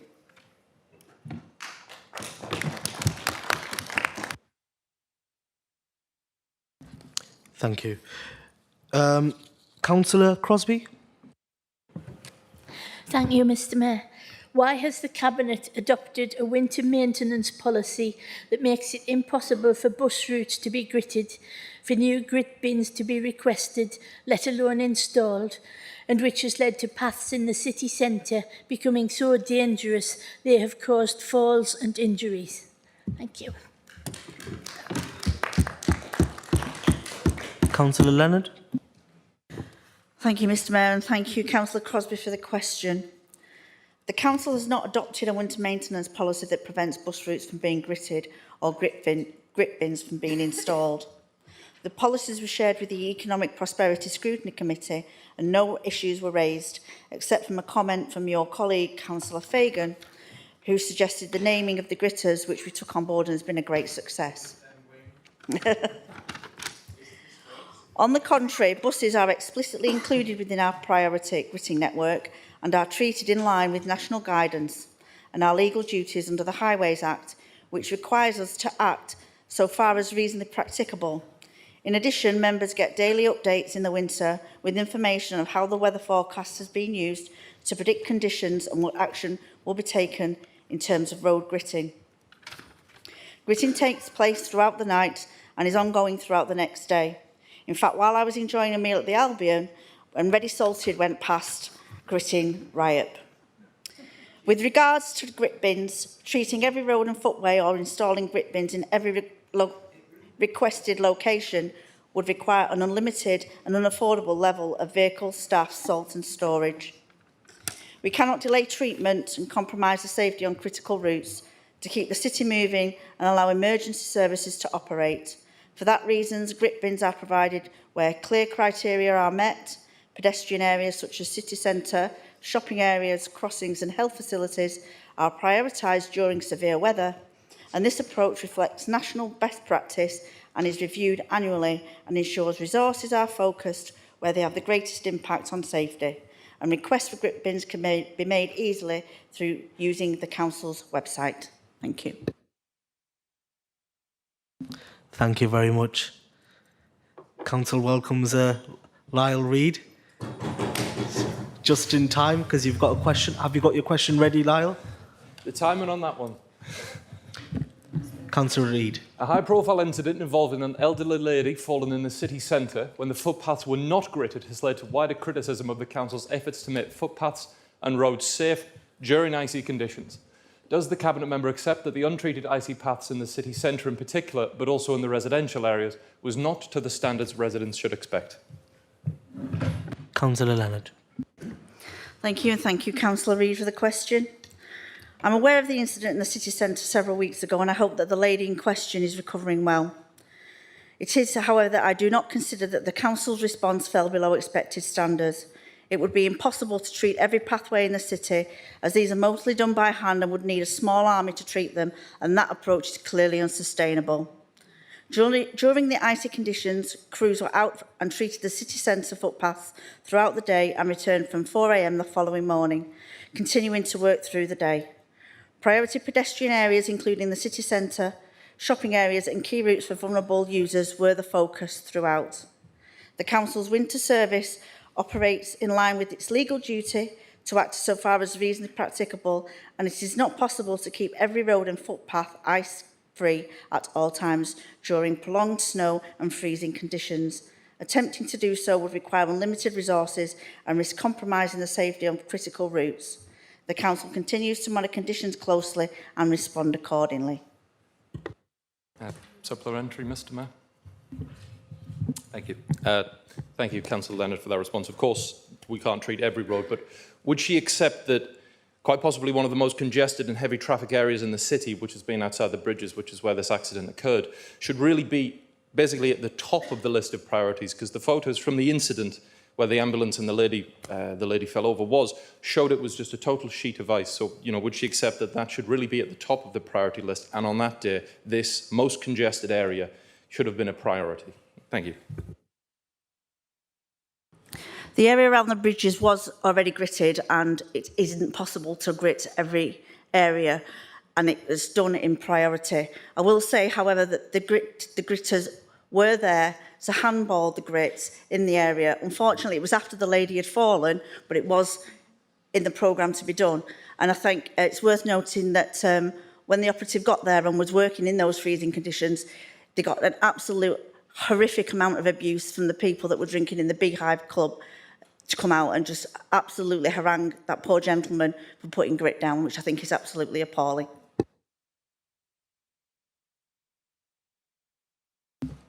Councillor Tracy Dodds. Thank you, Mr Mayor. Given the growing pressures facing young people from limited safe spaces and rising mental health needs and the impact of the cost of living pressures on families, what consideration is being given to improving youth provisions across the city, and how is the Council planning to expand opportunities, facilities and support the young people in Sunderland? Councillor Michael Butler. Thank you, Mr Mayor, and thank you to Councillor Dodds for the very, very important question. Youth provision matters because it gives young people somewhere safe to go, someone trusted to talk to, and something positive to be part of. At a time when pressures on young people are increasing, particularly around mental health, getting this right has never been more important. In early spring, Sunderland City Council will be publishing a new partnership youth strategy. It is guided by the recently published National Youth Matters strategy, but is firmly rooted in Sunderland and shaped by people who know it best. We are now at the end of an extensive consultation process that has involved children and young people themselves, youth providers and the wider youth sector, but also the voluntary and community sector. The process has been designed to generally empower young people to help shape the future of inclusive and supportive provision in their communities while building on the youth services that are already delivering across the city. The principle has never been more clear. There will be no decisions about young people without involving them. To support delivery of the strategy, I'm very proud to say the Council is proposing to invest £1.5 million over 3 years to improve and expand the offer for children and young people. That investment will help strengthen the services and really be expansive across the whole city so they can access support and positive activities close to their own home. In my own ward of Southwick, this feels especially important. Discussions are underway to unlock land in the heart of the area that has sat empty for many years because of complex legal issues. On that land, we will deliver a new youth, community and heritage centre that brings together youth provision, space for the wider community and Southwick's heritage. A place young people can feel proud of and a facility the whole of Southwick community can benefit from. This is about investing in young people, backing what already works and making sure every part of the city, including Southwick, has access to modern, safe and welcoming youth provision. Mr Mayor, we said we would deliver and that is exactly what we have done. Thank you. Supplementary, Mr Mayor, supplementary. Can I just ask if the Cabinet member can outline what benefits that will have in my area of Horton South and Hitton Downs? Thank you. Thank you, Councillor Dodds. I think you raise a very important point. One of the main issues I had when I looked at youth provision across the city is that it wasn't equitable. And I think that's a very difficult thing to get right. But through this strategy, that will identify areas such as Hitton, such as Washington as well, was one of the areas we tended to struggle with. Looking at Horton, looking at all the coalfields really, as well as those areas where we find the most challenges. And usually that's in the most deprived areas and wards, such as Southwick, Hendon and Redhill. So, Councillor Dodds, you can rest assured that I'll put everything into this and I'll ensure that equitable youth provision is expanded across the city. Thank you.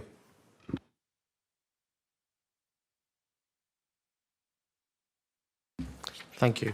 The next two questions that have came in are very similar, so they've been grouped together. So I'll let Councillor Heather Fagan speak. Ask a question. Why were copies of the much vaunted Sunderland magazine flagship production of the Yes Man Leader only delivered in the second week of January in large parts of the city, when half of the adverts related to pre-Christmas activities. Do you think this represents good value for money for businesses advertising in the magazine? Councillor Chris Bernacle.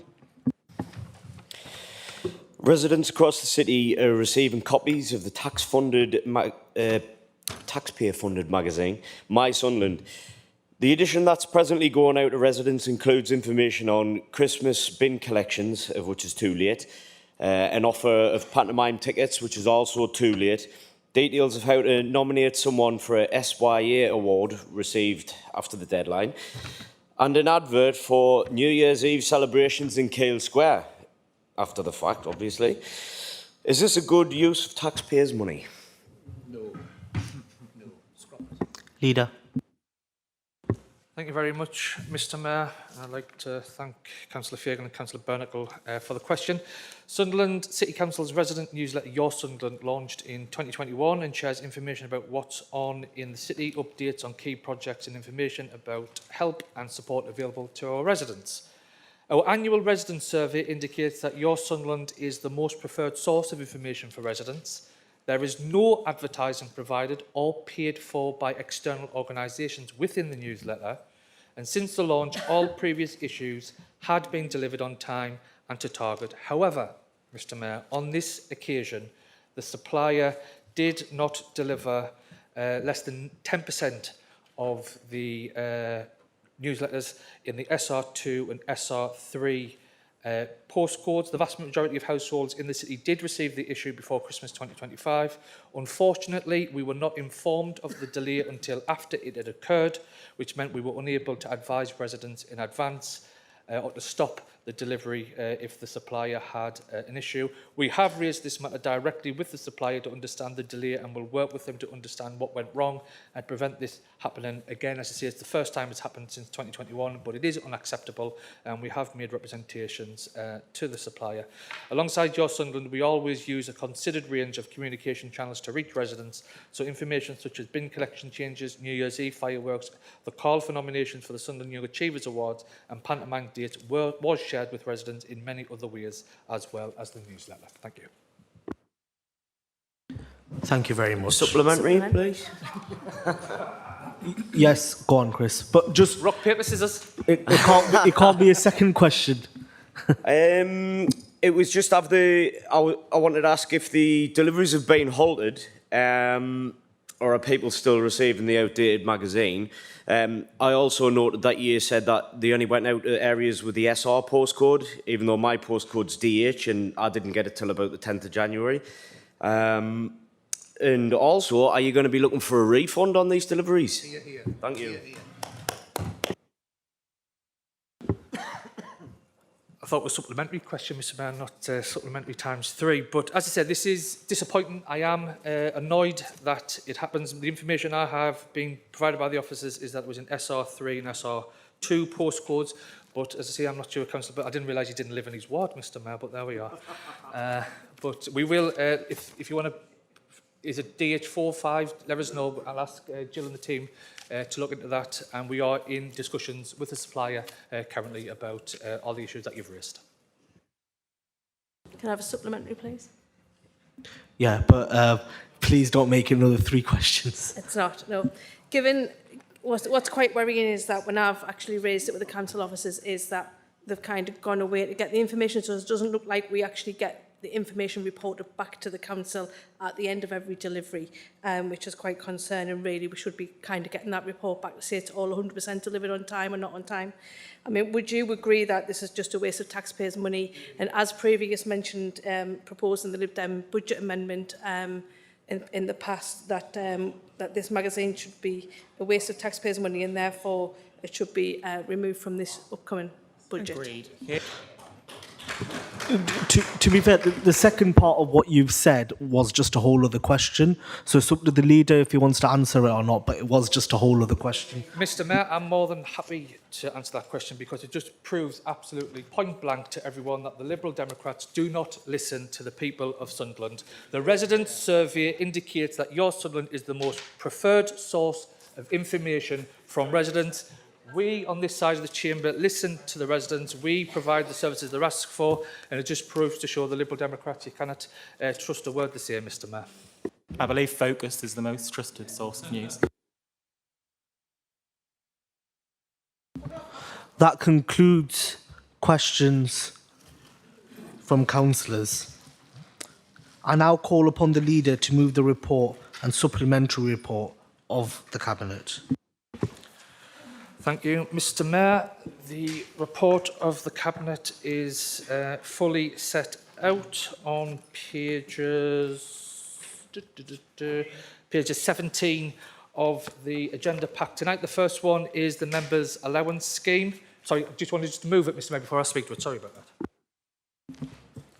Do you move it, Michael? Leader, yes.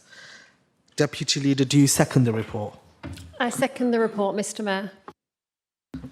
Leader, would you like to speak to the Cabinet report? Thank you, Mr Mayor. Apologies for that. I got ahead of myself. As you say, the Cabinet report is fully set out on the agenda pack today on page 17. The first item is the members' allowance scheme, and I'm proud to announce that the Labour Group and the Cabinet are recommended to Council that we freeze the members' allowances this year again to ensure that as much resource available is provided to frontline services. Item 2, Mr Mayor, is the Council tax base for 2026-2027. This report needs to approve it today to form the basis of the budget, which we brought forward on the 4th of March. And item 3 is the Local Council Tax Support Scheme, and I'm absolutely proud that this Labour Council continues to bring forward proposals to support the households in our city with the lowest incomes, because when you look at neighbouring authorities just across the border, Mr Mayor, in County Durham, when they are bringing forward proposals that is ripping this vital support away from their residents, it shows the stark realities of what a reform administration would mean for the most vulnerable people in this city. This Labour Group will always stand by them and protect them as much as possible. Deputy Leader, do you wish to speak? Nothing further to add, Mr Mayor.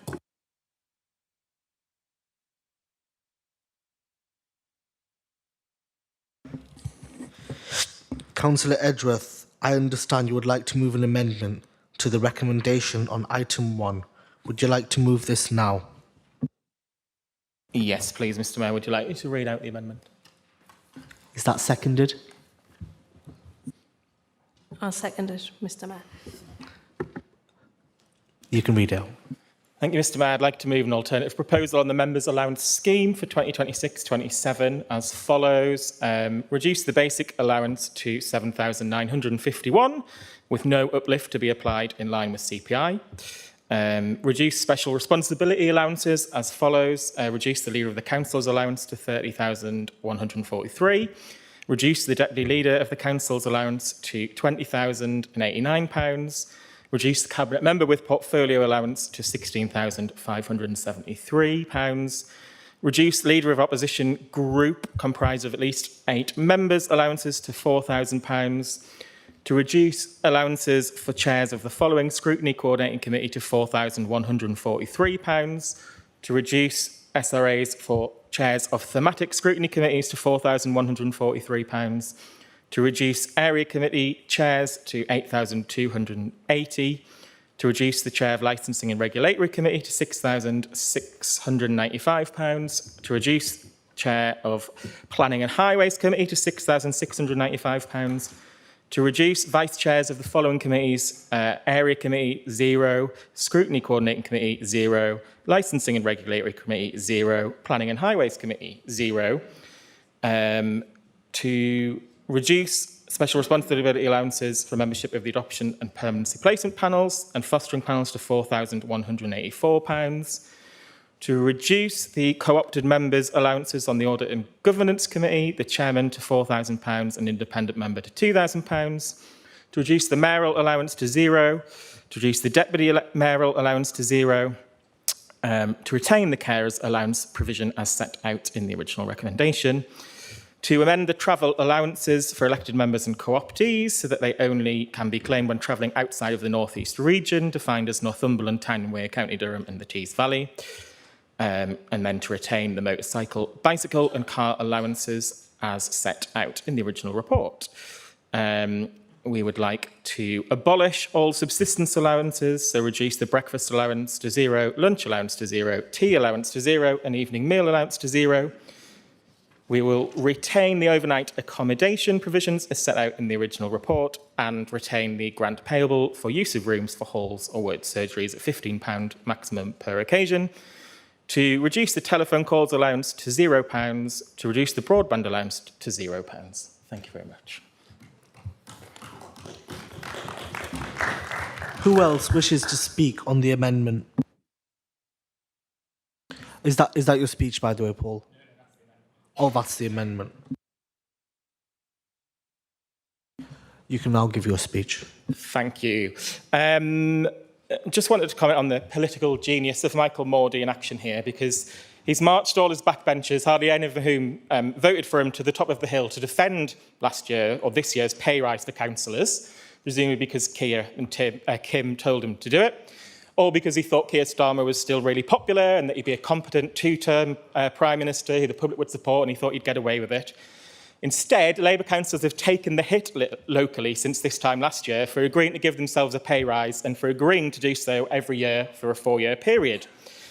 So as the result of the proposal now that he's U-turned to freeze allowances, all the political pain that you have all endured has been worth £250.69 in this financial year. And now, in the face of catastrophic losses for Labour coming up in May's local election, the Cabinet have, in true Keir Starmer style, done a screeching U-turn and said that their own pay rise, which they baked in for every year for 4 years, was wrong and it couldn't possibly go ahead, which is in direct contradiction to what Michael Mordy said last year when setting the council's allowances, when he said he had to implement the pay rise because it's what the independent remuneration panel had promised. We all knew last year that it was a political decision and a political choice from Michael Mordy's Labour Party, and now we have the proof, because he's demonstrated that the Cabinet can and does choose something different to the recommendations of the independent remuneration panel. This pathetic attempt to freeze council allowances won't save a single Labour councillor's political career because it's far too late. Your leaders locally and nationally are too unpopular and nobody's listened to anymore. So if you're going to do something and try to be popular or populist, then you may as well do it properly, which is why I'm graciously giving you the chance to vote for this sensible and pragmatic set of policy proposals to cut councillor allowances instead of freeze them. This will show that amidst all your cuts to services, hikes in council tax and raids on reserves, that councillors are willing to share the pain that residents are being put through. These Lib Dem proposals would scrap the Michael Mordy pay rise that was implemented this year and then further cut last year's basic allowance by 5%. We ditch SRAs for non-jobs that are shamefully use taxpayers' cash to buy loyalty and silence from Labour councillors. We're abolishing SRAs for the Mayor, Deputy Mayor and all committee vice chairs and slashing the rest by 20%. Lib Dems would also end the shameful double dipping from Labour councillors where they claim expenses, telephone allowances and home broadband bills on top of the basic allowance, which can and should be used for these type of things. So let's see whether Labour councillors have the backbone to do what is right and support this Lib Dem plan to cut councillor allowances and expenses to save taxpayers money instead of the miserable little compromise of a freeze. Or will they once again do what their yes-man leader tells them, even though he's shown to have no political acumen? Thank you very much, Mr Mayor.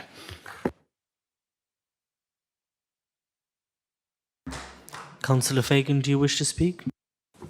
No, thank you. I think Paul's covered it.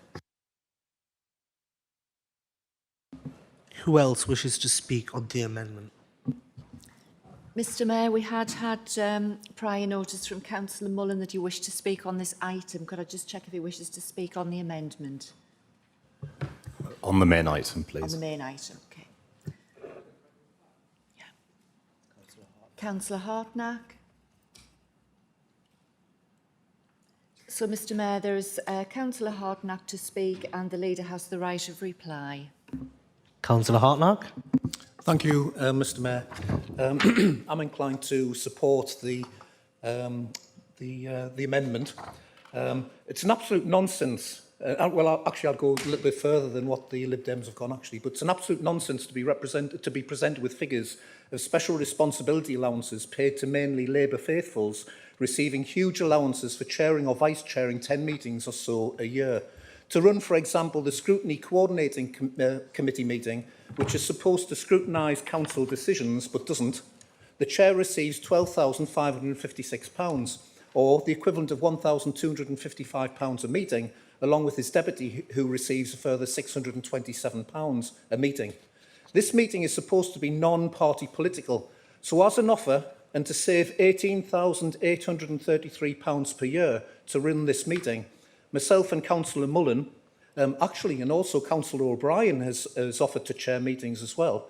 The two longest-serving members of this committee are quite prepared to chair and deputise for this meeting for absolutely nil remuneration. Is this proposal something that the Leader of the Council might be interested in, as we could also find colleagues amongst the remainder of our group, and undoubtedly Lib Dems also, who could save many thousands of pounds by applying the same approach across all non-party critical meetings and committees? Or will he continue to use these allowances to reward the faithful and punish his traitors? Thank you, Mr. Mayor. Leader, do you wish to exercise your right of reply?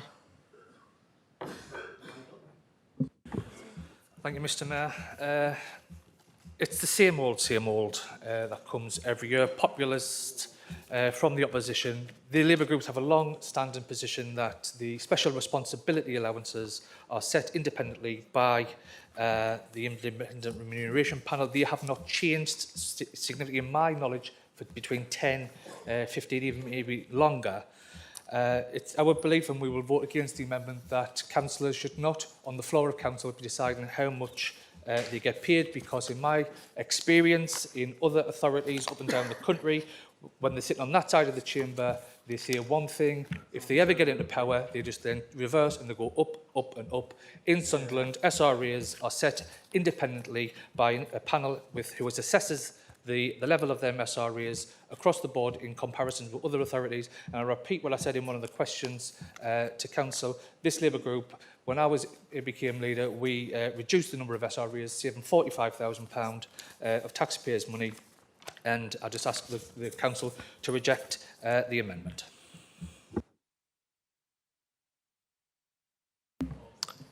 Thank you very much, Leader.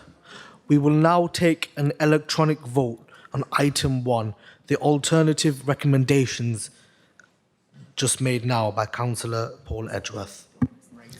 Thank you, Mr. Mayor. So if the vote could be opened now, please.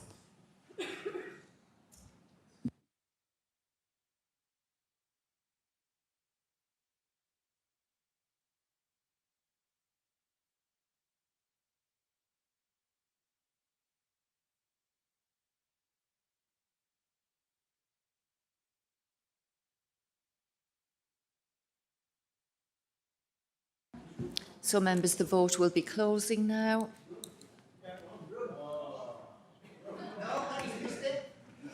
Oh. We'll redo the vote, Mr. Mayor, to make sure everyone can 18 votes participate. in favour, 1 abstention, 34 votes against, so the amendment is defeated. Boo.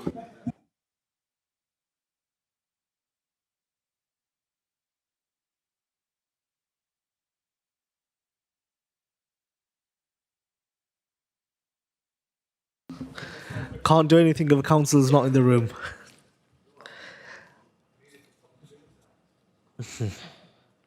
I understand that Councillor Edgeworth wishes to move a reference back on item 3. Would you like to move this now? Thank you, Mr. Mayor. I would like to move this. I'd like to suggest a reference back to the Cabinet for further consideration on the local council tax support scheme, because since the changes were made, I've been contacted by several residents who just simply can't pay the increased council tax bills that they're being asked to. One resident in Thorney Close, who was just about making ends meet, is now full of anxiety because she can't find the extra £107 a month. And another couple in Grindon, who are both disabled and chronically sick, saw an 80% increase in their bill overnight because the scheme disregards disability-related incomes in the calculation of benefit. Residents report that the attitude of staff hasn't been sympathetic or helpful. Getting data on the number of applications and queries has, in all honesty, been like pulling teeth. And I understand that hardly anyone, if anyone at all, has had a successful bid to the hardship fund. So I just wondered if the Cabinet could look again at this scheme, how it's managed, how we interact with residents who are being asked to pay more, particularly those who want to apply to the hardship fund and those who are on disability benefits, and what more we can do to engage with those residents before we decide to extend the scheme, because I think it's the least we owe residents who are really struggling. Thank you. Is that seconded, Councillor Edgeworth? I'll second that, Mr Mayor. Councillor Edgeworth, was that your speech? You'd be pleased to hear it was. Thank you. Excellent. Does anyone else wish to speak on this? Councillor O'Brien. So, Mr Mayor, that's just Councillor O'Brien, and then the leader has the right of reply. Thank you, Mr Mayor. A new year, a new me. I'm going to be much more collaborative. So let's see how long this will last for. You'll remember, Michael, last year I came here and I supported the scheme. I think it's quite right where it's failed. Residents with lower incomes, we should look at it again to see if we can support them a bit more than what we are doing. It's meant to be for low-income people. We should be looking at people who are disabled, and their income shouldn't be taken into account, in my view, and in my party's view. So I hope you look at this again, and in a more considerable, whatever the word is. Sorry, I'm tired and can't be bothered. But I hope you look at this in a more open-minded way. Anyway, thank you. Leader, do you wish to exercise your right of reply?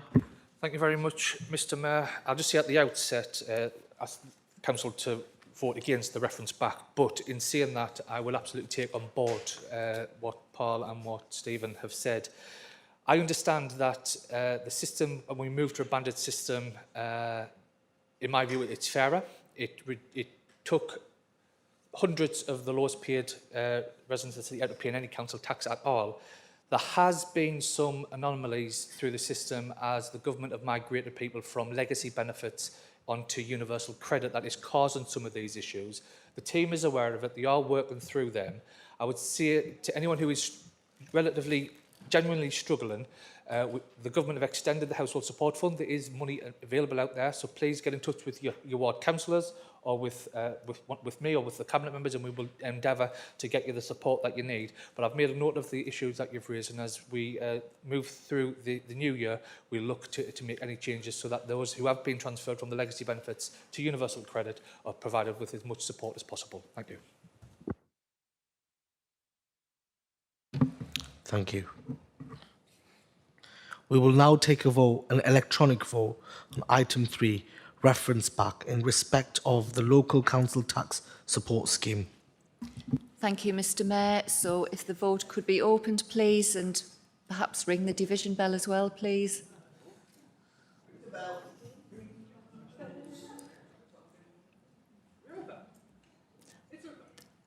There's a noise. Ding, ding, ding.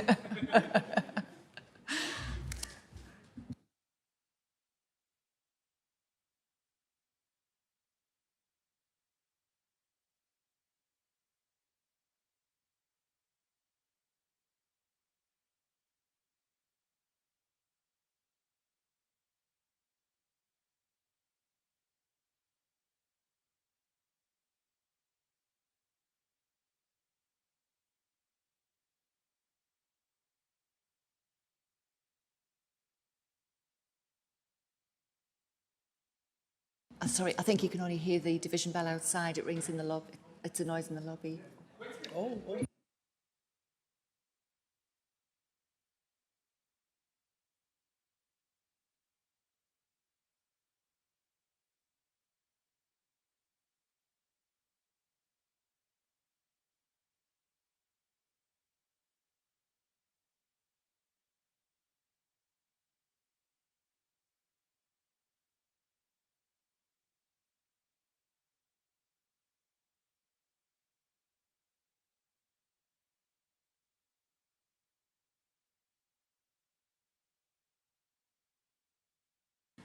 Could I just check the members have had the opportunity to vote? So we'll close the vote now, please.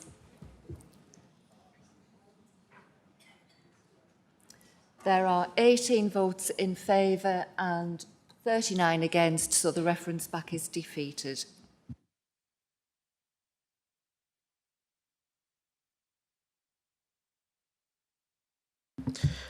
Do any other members wish to speak? If so, please raise your hand. Mr Mayor, as advised, we have had notice from Councillor Mullen that he would like to speak on item 1. Councillor Mullen.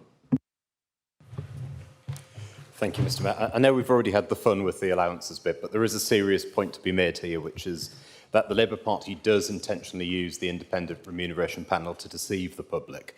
A couple of years ago, yes, you do. A couple of years ago, they submitted a submission to the IRP saying that they wanted allowances to go up, and in all previous years, all submissions had been anonymised.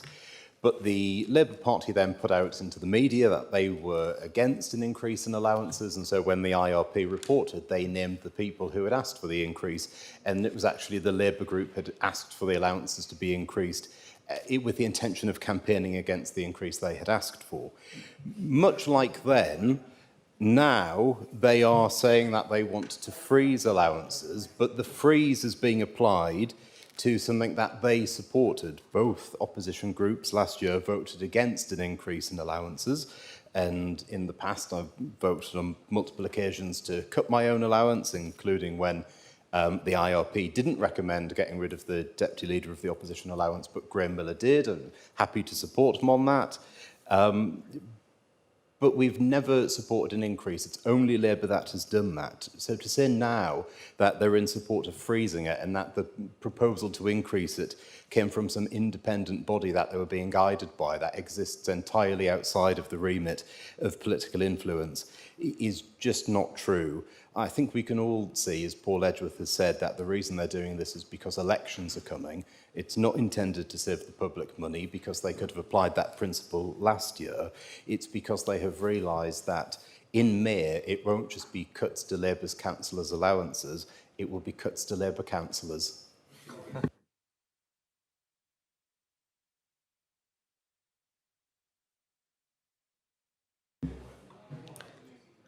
Deputy Leader, do you wish to speak? No, thank you, Mr Mayor. Leader, do you wish to exercise your right of reply? We've had the debate on the allowances, Mr Mayor. Just move the vote. Can we now agree the report of the Cabinet?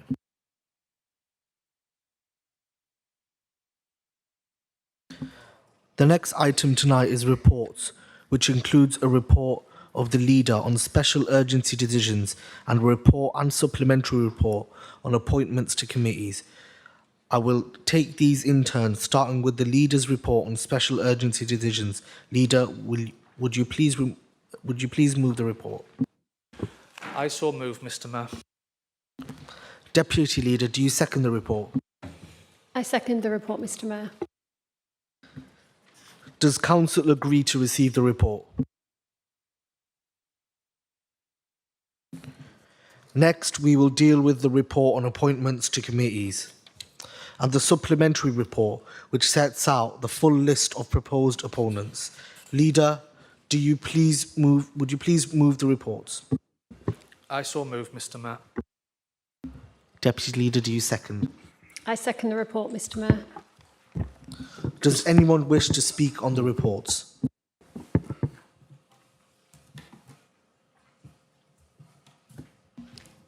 Councillor Edgeworth, Councillor Dixon. So, Mr Mayor, that's Councillors Edgeworth and Dixon, and the Leader has the right of reply. Thank you, Mr Mayor. I'd like to move an alternative recommendation, please, in section 3.1 of the report on appointments to committees. Recommendation 12, the appointment of Councillor Price as Chair of Economic Prosperity Scrutiny Committee. And whilst I quite like Councillor Price, and there's nothing against him, appointments for chairs and vice chairs obviously don't have to follow political balance, which the Labour Party, I suspect, will regret after the 7th of May. Recent reviews by the LGA and Centre for Governance and Scrutiny have highlighted scrutiny as an issue at this council, and some of their recommendations have specifically cited opposition-led scrutiny as best practice, so I'd therefore like to recommend that this vacancy is filled by an opposition councillor. It's a precedent Labour should consider, as they may want to rely on it in a few weeks' time. So can I move that Lyle Reid is appointed as Chair of the Economic Prosperity Scrutiny Committee, please? Needs to be seconded, councillor. I'll second that, Mr Mayor.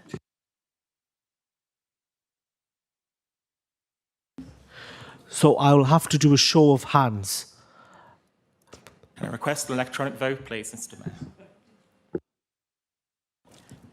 Mr Mayor, through you, the electronic voting system does not have a facility for individual named members, so the Mayor would normally ask for all those members in favour of one candidate to show hands and then in favour of the other candidate to show hands. On a point of order, can I have my individual vote recorded in the minutes, please? 1 second, Councillor Lyle Reid. Just a very quick point, Mr Mayor. If I do get this role, I will give up the SRA to charity.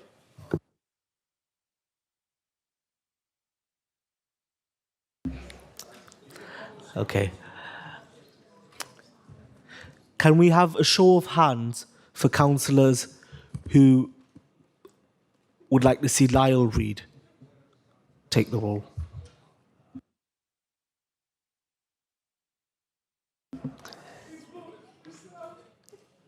Can we have...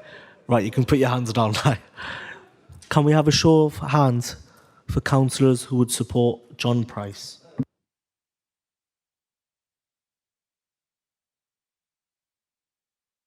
So, Mr Mayor, that's the majority in favour of Councillor Price.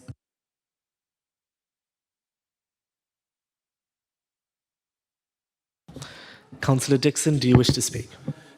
Yes, thank you very much. It's the same committee, actually, of which I've been a member for many, many years. And notwithstanding the votes that we've just had, got a lot of confidence in Councillor Price. I like him as a person, and he's an excellent chair. But there have been changes in this committee in the last month or so, last couple of months. And I think the vice chair should be an experienced councillor, somebody who's been on that committee for many years. I do apologise for not asking him because I didn't see this until I got in, but I would like to propose Stephen Foster as being the vice chair of this committee.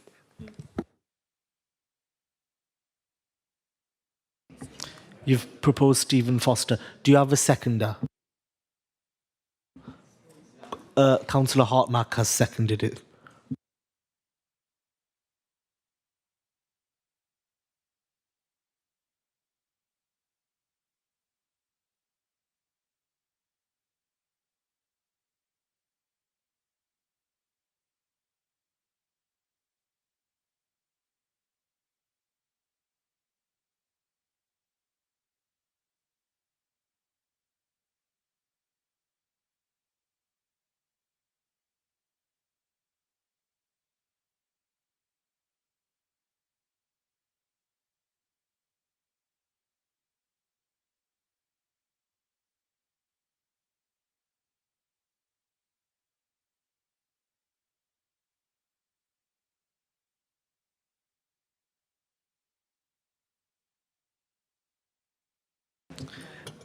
Councillor Dixon, could you just re-clarify your position? So do you want a replacement? I beg your pardon? Sorry, say again? Councillor Price is the current vice chair. No, I want vice chair. I said vice chair. Which would be, no disrespect to him, but replace the nomination of Councillor Guy. Is that okay? For the reasons I outlined, nothing personal. Okay, that's fine. It will have to be a show of hands again, just as we've had before, just because of the same reasons. Okay. Stephen? Thank you, Mr Mayor. Michael's obviously my favourite Tory, and you know, in the opposition there, like, you know, we really get on well, like. But I've had my opportunity to have me see on that position, and I would rather stop where I am. Thanks, Michael. No. Chair, you'd have to guide me on this, but am I able to nominate somebody else, or am I out of it then? you are... You are Councillor Dixon, but... Councillors, you are Councillor Dixon, but obviously, common sense, you should be nominating someone who'll accept the nomination. Fair, in relation to common sense, I only read it when I got into the... I think the person I'd like to nominate would stand, and if she didn't, I'd be very surprised. So I'd like to nominate Heather. Heather Fagan. And is that seconded? I'll second that. Seconded by Stephen O'Brien. Okay. Sorry, it's not something I want to accept. Thank you. Okay. You said you want to accept it, don't you? You don't. Right. Councillors, I think we need to move on because, you know, this is really serious business and... Point of order, Mr Mayor. Can I nominate Michael Dixon to be Vice Chair of the Economic Security Committee? Seconded. And that's seconded by Paul Edgeworth, is that correct? Michael Dixon, do you accept that nomination? Well, considering I'm third choice, I've got no choice. Right. Can you please raise your hand if you're in favour of Michael Dixon?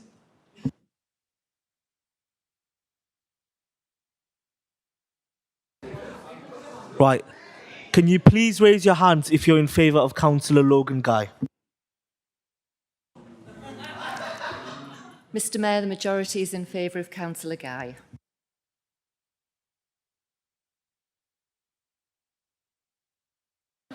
Leader's right of reply. Follow that, Mr Mayor.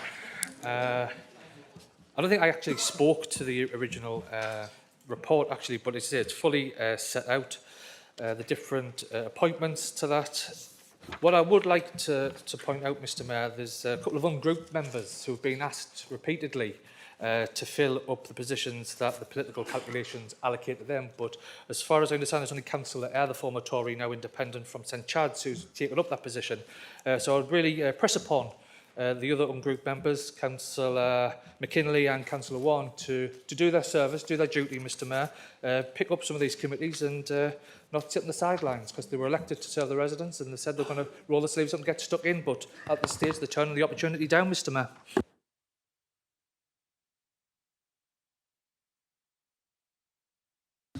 Is the report agreed? Thank you.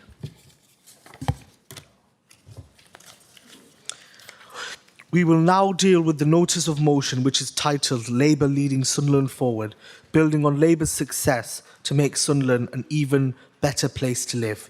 Councillor Johnston, would you like to read and move the motion? Thank you, Mr Mayor. Under Labour's leadership, Sunderland is delivering real progress, regenerating communities, creating good jobs, building affordable homes and investing in culture and skills. From the 600 million Riverside Sunderland transformation and new housing in Pennywell Hendon to the landmark Culture House and the Crownwork Studios film and TV campus, Labour is driving growth and opportunity for all. Despite years of Conservative austerity which crashed the economy and starved councils and northern communities of fair funding, Sunderland is moving forward thanks to Labour's commitment to inclusive growth, strong public services and safe, cohesive communities. We will build on this success so every resident can access opportunity, quality housing, good jobs, education, healthcare, transport and a thriving cultural life. This council celebrates the achievements delivered under this Labour Cabinet in regeneration, housing, skills, culture, digital innovation and essential services, recognises the need to keep reducing child poverty, improving access to good jobs and affordable homes, relieving cost of living pressures and expanding school places and GP appointment availability in line with the City Plan and the Healthy City Plan. Believes protecting Sunderland's heritage, culture and events is vital for civic pride and economic growth, and that public services, including the NHS, must be defended from fragmentation and privatisation. Pledges to support cohesive, inclusive, safer communities and stand firmly against those who seek to divide us. therefore resolves to reaffirm its commitment to building on Labour's successes, continuing investment in neighbourhood renewal, high-quality affordable housing, skills, culture, public services and infrastructure, delivering against the City Plan and Healthy City Plan ambitions. Instruct the Leader to continue working with the new Labour Government for fair funding for Sunderland and sustained investment, addressing historic underfunding of northern councils and accelerating progress on jobs, housing and essential services. Request Cabinet to publish a refreshed City Plan aligned to the existing strategy, setting out measurable outcomes across jobs, housing, poverty reduction, education, health, culture, transport and connectivity. Commit to work closely with North East Mayor Kim McGuinness on a joined-up transport and infrastructure plan, maximising devolution powers and funding to connect communities, grow the economy and improve everyday journeys. Vow to defend the NHS and all other essential services from privatisation and fragmentation, keeping them publicly owned, accessible to all and focus on reducing inequalities. And the most important, Mr Mayor, affirm our dedication to cohesive communities, supporting all residents and rejecting division in any form. And I move the motion, Mr Mayor.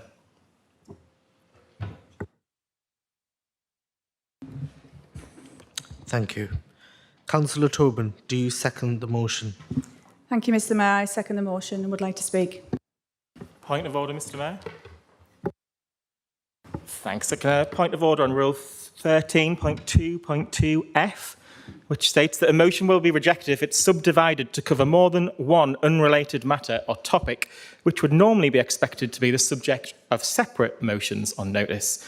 This motion obviously attempts to cover up Labour's failures on jobs, housing, culture, skills, regeneration, culture house, crown works, underfunding local authorities, education, healthcare, transport, child poverty, GP appointments, NHS privatisation, community cohesion, etc.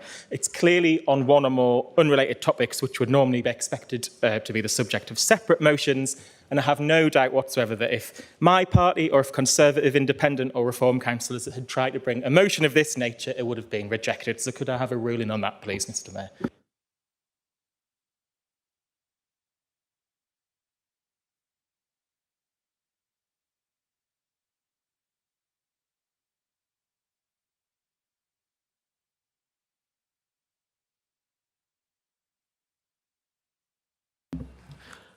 I will allow the motion to go forward.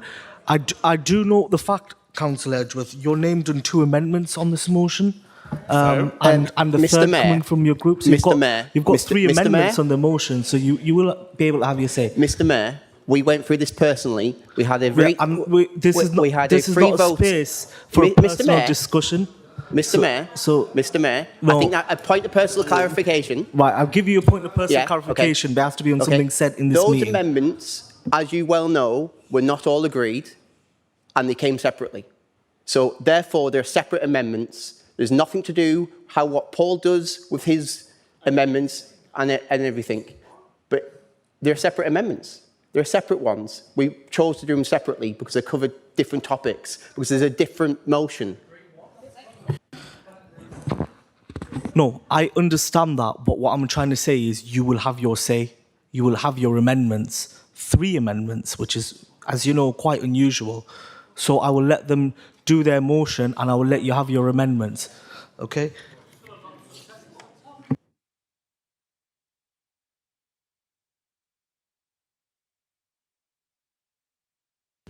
Leader? Oh, apologies, Leader. Councillor Johnston? Thank you, Mr Mayor. And we bring a motion like this to council and they can't even agree on amendments to it, so it just shows you the difference between the 2 groups politically in the city.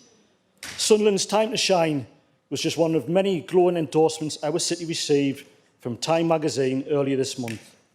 The publication, which is one of the world's leading travel magazines, waxed lyrical about our stunning city by the sea, citing the return of Premier League football, Radio 1's big weekend, relaxing strolls along our 2 blue flag beaches, evenings at the theatre, gigs at the fire station and Independent, pies at Proper and exhibitions at Hilton Castle and the Winton Gardens.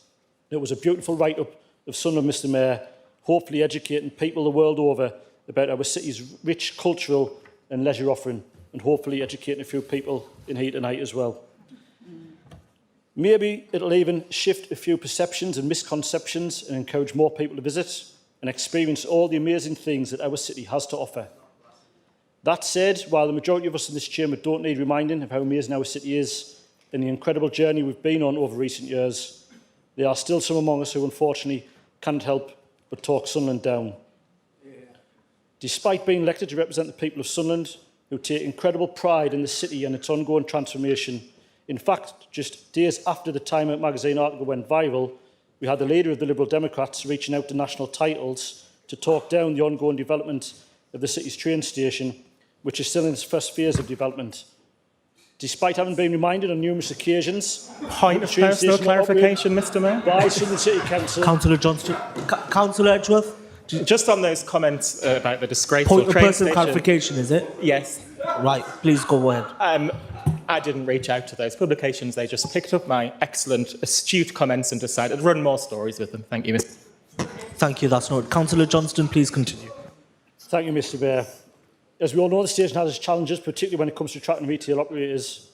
But what the opposition need to be aware of is the comments they make, and in fact, Councillor Edgeworth had to apologise at the start of this meeting tonight in the comments he made around people who want to invest in our city and are proud of our city. So they just need to be careful of the rhetoric that they use in opposition and the damage and consequences that has on the people of Sunderland when we're trying to invest and regenerate the city.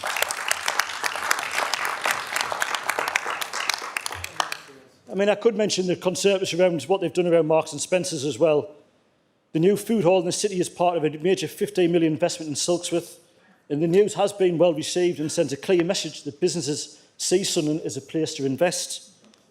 But again, before M&S could even get out the plans, the Conservatives were on site taking selfies and campaigning for it to be moved back to the city centre, despite M&S themselves stating that the national strategy is to move out of city centre locations. Councillor Mullen. Thank you. Point of clarification. We haven't asked for that to be moved to the city centre. We haven't even offered an opinion yet. We have said we will guide residents through the planning process. We are at this point neither for nor against. Will he withdraw that because we have never said it? Although the selfies were excellent. Councillor Johnston, you can continue. That's your opinion. And let's not forget the question of the opening ceremony of the Rugby World Cup, which showed the city in its best possible light to millions of people across the globe. And of course, we have Reform parroting their national party by talking down the green industries of tomorrow. And we've already seen the consequences of that, job losses in Sunderland, the damage that they could do. This is despite such businesses committing to invest over £1 billion in our city over the next decade, be it world-leading gigafactories, pioneering sustainable aviation fuel plants and offshore energy. Thankfully, the views of the opposition parties do not seem to reflect the consensus of residents, nor the views of the wider media or the businesses who are increasingly choosing to invest here. Our city is undergoing the largest, most ambitious transformation in generations, and it is amazing to see. We have the first phase of the Crownwork Studios, backed by our Labour government and Labour Mayor, which will soon be under construction. A Premier League football club, which has worked with us on the development of Keele Crossing and now shares a closer working relationship with the council than ever before. 1,000 new homes being built at Riverside, Sunderland, and thousands more across South Sunderland, the coalfields and Washington. Major brands like Just Eat, Ocado, Nissan and ATG investing in and growing their workforce in the city, buoyant by our reputation as a fantastic place to live, work and play. We have the aforementioned Radio 1 Big Weekend, stage a Sunderland Festival and some amazing shows at the Empire and Fire Station to look forward to, never mind the amazing events and initiatives taking place thanks to achieving Music City status. Culture House, Nissan's multi-billion-pound EV36 project and world-leading eye hospital, George Clark's bookshop, Sunnyside Social, Riverside Park and the Heritage Action Zone, breathing new life in our most historic buildings. The list goes on and on and on. And every time a new addition is added to the list, it fills me and my colleagues in this group with great pride at what we're doing for this city. Simply knowing that we're delivering a better, more vibrant Sunderland and a city that will provide opportunities for generations of residents to come. This is why I've chosen to raise today's motion, seconded by my fantastic colleague, Councillor Fiona Tobin. I would like to also take this opportunity to extend an invitation to opposition councillors to share in our excitement for the future of our city instead of taking opportunities to talk Sunderland down when they have the opportunity to do so. Residents, businesses and investors are all on board. They see the scale of ambition, the optimism and the emergence of a truly modern city that's ripe for investment, growth and opportunity. We've come such a long way in such a short time. Councillor Johnson, apologies. It's gone Move an on. extension, please, Mr Mayor. I'll second that. Please continue. Thank you. We've come such a long way in such a short time and momentum is only building. But to ensure it continues, we need councillors who champion our city, its people and its businesses, not people who will take the opportunity to talk them down. There's enough people who want to do that already. Sunderland is a city on the up and our time is now, and it's up to us to ensure we continue to build on all of the incredible successes this council has achieved over recent years. And if people in Sunderland want this to continue, they shouldn't be voting Lib Dem, Tory or Reform. They need to continue voting for Sunderland to vote Labour. Thank you, Mr Mayor.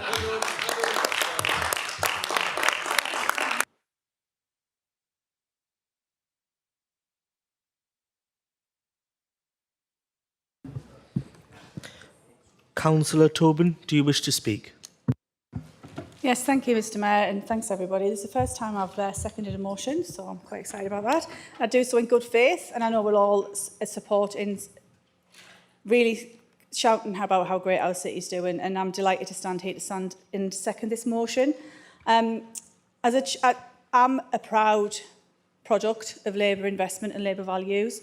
As a teenager, I was able to access free school meals, and the change to the introduction of the child poverty strategy, of that change in the model to give so many more young people in our city access to free school meals is really, really powerful for me. And one of the things I really want to speak about today, that wasn't a handout for me. It gave me dignity. It gave me the same as my friends, and it gave me fuel to learn. It wasn't, it made me feel like I was equal to everybody, and I was able to do that whilst I was at sixth form and as a teenager. I was also able to go to things like music sessions and broaden my horizons as a working class young person. And I see that now. We've got the Music Hub. My little lad does singing here on a Monday. He gets tuition through Brass, through the Music Hub as well. And that's all, it's really, really accessible. It's pay what you feel. It's £2 a session. And why shouldn't working class children have access to these experiences? And that is what I'm really, really proud of to stand and second today. That those experiences shaped me, and I feel so strongly that Labour values deliver for real people, and I simply wouldn't be standing here if I didn't believe that. And in Barnes Ward, that looks like investment. It looks like investment in the antisocial behaviour hub, in the West Safety Hub. Residents have said to me they can really feel the benefit of that now, and that joined at working, and that is because of the investment that's been put in place. It means it looks like investment in the free school meals, and also from the government, the 100 children coming along every day to Breakfast Club at Richard Avenue Primary School. That's a quarter of the school. It makes a real difference to attendance, and you can't underestimate the importance of feeding children a decent hot meal. And with the addition of the free school meal in the afternoon, you're feeding them twice a day. That is going to make such a difference, and you can already see that difference. During the SATS week, just if you'll indulge me a little example, 40 out of the 60 Year 6 pupils attended the Breakfast Club. And then, even better, they continued attending after the SATs. I've seen this wonderful provision in action, and I'm really proud of it. It's full of joy. The children, they sit together, they're eating, they're chatting, they're playing games and getting ready for the day with a full belly. The consistency is driving real improvements in attendance and achievement.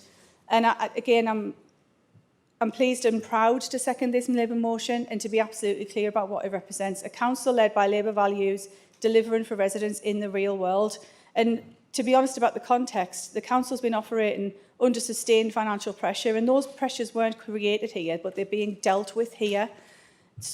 People try and talk the city down, but not me. I know we're a city on the up, and I say it the same when I speak to residents. And this is what good local government looks like: practical decisions, grounded in evidence and delivering real benefits. It's not about claiming that everything's perfect, it's about recognising progress, acknowledging what is working and being proud of that and committing to build on it. It's a council focused on supporting residents and using the resources available to make the best possible difference. And for these reasons, I'm proud to second the motion and encourage colleagues to support it. Thank you.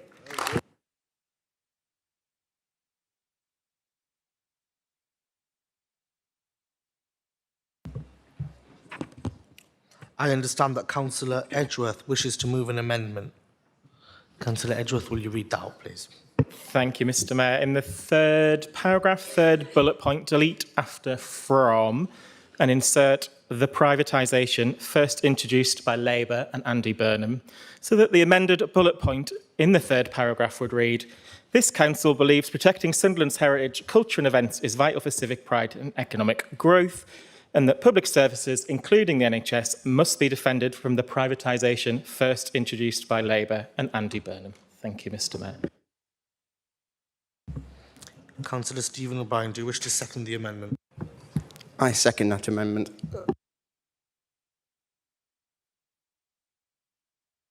Councillor Edgeworth, do you wish to speak on the amendment? Thank you, Mr. Mayor. Yes, this absurd motion is so wide-ranging that we could and should have submitted 40, 45 amendments on all the aspects of these delusional assertions, but I thought I'd start with this ridiculous bullet point. Beside the claims on heritage and culture, which are absolutely laughable given Sunderland Labour's record on demolishing historic buildings and distinctive buildings in this city and doing absolutely nothing to save the National Glass Centre and Northern Gallery for contemporary art. But I want to replace the misleading claims at the end of the bullet point that Labour are interested in defending the NHS from privatisation, because use of the private sector, in the NHS doubled in the last 4 years of the Blair-Brown government, and it was Andy Burnham, when he was Health Secretary, he's the first and only person to ever agree to the privatisation of an NHS hospital at Hitchingbrook. So just like Labour's claims to oppose austerity when they promised bigger cuts than either Conservatives or Lib Dems in the 2010 election, and when they are now introducing their own new age of Labour austerity under this Prime Minister, any claims by Labour to claim to be against privatisation of the NHS are just not true when you look at their own record in government. Moving on to the motion more generally, what is the point of this? Towards the end of the coalition government, it didn't matter what you did or what you said or how much you convinced yourself otherwise. People just didn't want to hear what the Lib Dems were saying because their mind was made up. And what a party of 57 MPs and the junior party in a coalition government managed in 5 years, you have managed with one of the biggest majorities of all time in over 1 year. Everyone is angry, frustrated or disappointed at this Labour government and this Labour council, and no one is listening. No one's listening, no matter how much Kim McGuinness and Keir Starmer's yes-man leader of the council thinks otherwise by presenting absurd motions like this. Instead of taking diktats from Keir Starmer and still thinking that there's a greasy pole to climb, the Labour Party in Sunderland would have better served residents by speaking out against cuts to winter fuel allowance, cuts to support for disabled people, cuts to funding to this council, attempts to introduce mandatory digital ID and proposals to make it harder to get support for SEND young people. Instead, they stayed silent when people in our city needed them to do the right thing and speak out against this cruel Labour government. So I'd urge colleagues to support this amendment so we can put on record as a matter of fact that the Labour Party were the first to privatise NHS hospitals. Thank you, Mr. Mayor.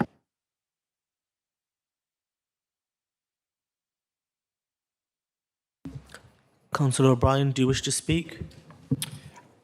Just to add that it's not Labour values that Fiona got free school meals. It was Liberal values, because the Liberal government of 1906 brought in free school meals and then were extended under the Lloyd George chancellorship. So I think it is much more Liberal values than Labour ones.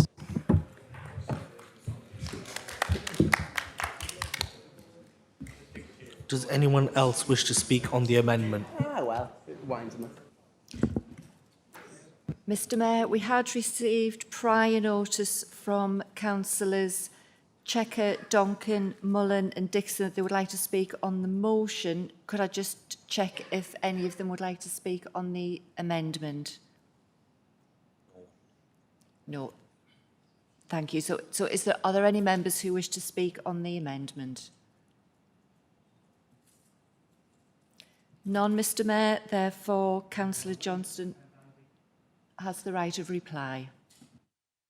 Councillor Johnston, you have the right of reply. Thank you, Mr Mayor. I have to come back with Councillor Edgeworth, because it was actually Andrew Lansley's NHS reforms, known as the Health and Social Care Act in 2012. As Health Secretary in the Coalition Government, he introduced the largest reorganisation in NHS history, abolishing primary care trusts and launching GP-led commissioning groups. And all that was done under the coalition government, Mr Mayor.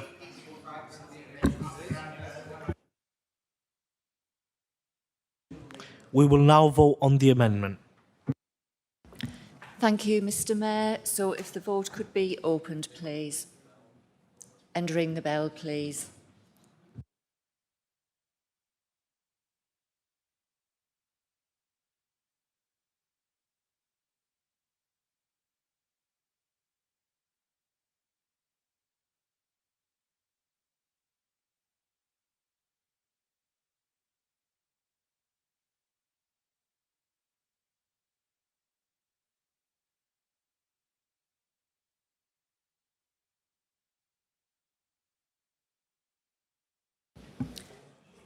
And could we close the vote now, please?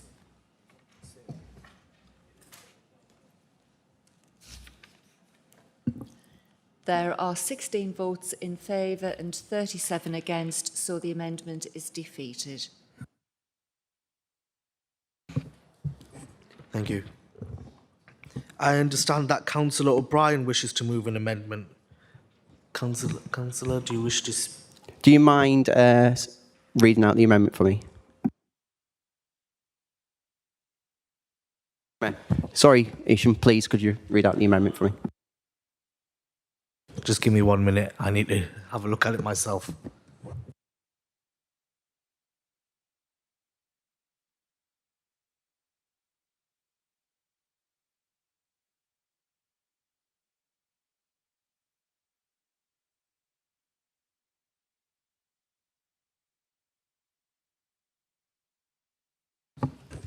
Thank you very much. So, after the words Hendon, insert, both of which took decades to come to fruition, included broken promises from Labour to locals that replacement social housing would be delivered quickly and on a like-for-like basis, reduced supply and left communities waiting years for social homes that failed to materialise.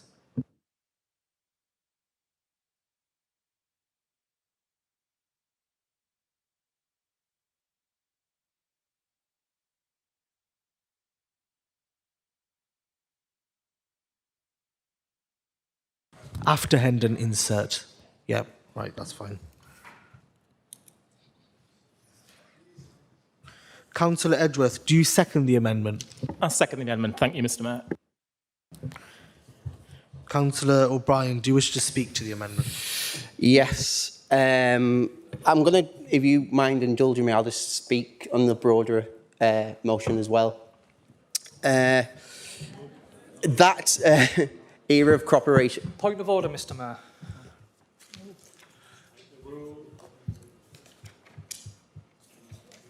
I've lost my rules. Under Section 1, Council Rules of Procedure, Section 15, Rules of Debate. Can I take your advice, Mr Mayor, on the inclusion of the amendment in this paragraph? It's my view that it completely negates the meaning of the original paragraph and motion. So I'll take your opinion if this amendment is in order. Thank you. Thank you. If you'd give me 1 minute just to consider that.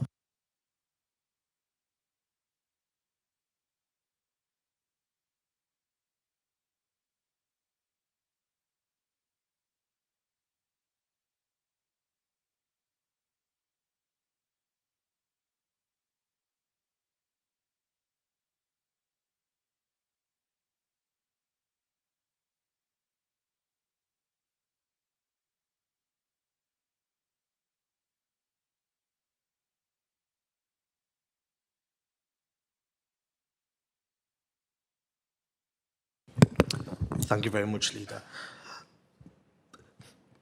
The Labour group have submitted a motion that is very wide in nature. It covers many points, hence why the scope is broad.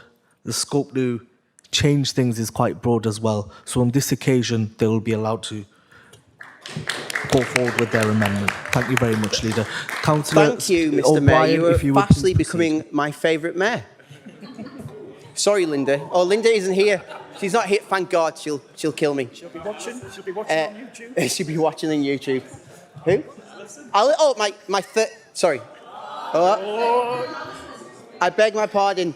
Second. I've got so many favourite mayors these days. Too many to count. Like too many Labour broken promises. But just to go down a little bit of, indulge me in this and a little bit of history. Ronald Reagan once said in the 1980s that the United States was a Point of order, Mr Mayor, under section 15.7.1. The amendment to the motion must be relevant to the motion under debate. I'm sorry to say Ronald Reagan's got nothing to do with the successors of the Sunderland Labour Party in the city. I'll let you finish your point, but he has got a point. You have to stay. I know, Michael. You fail your political history, given the fact that you forgot Andy Burnham privatised the hospitals in this country.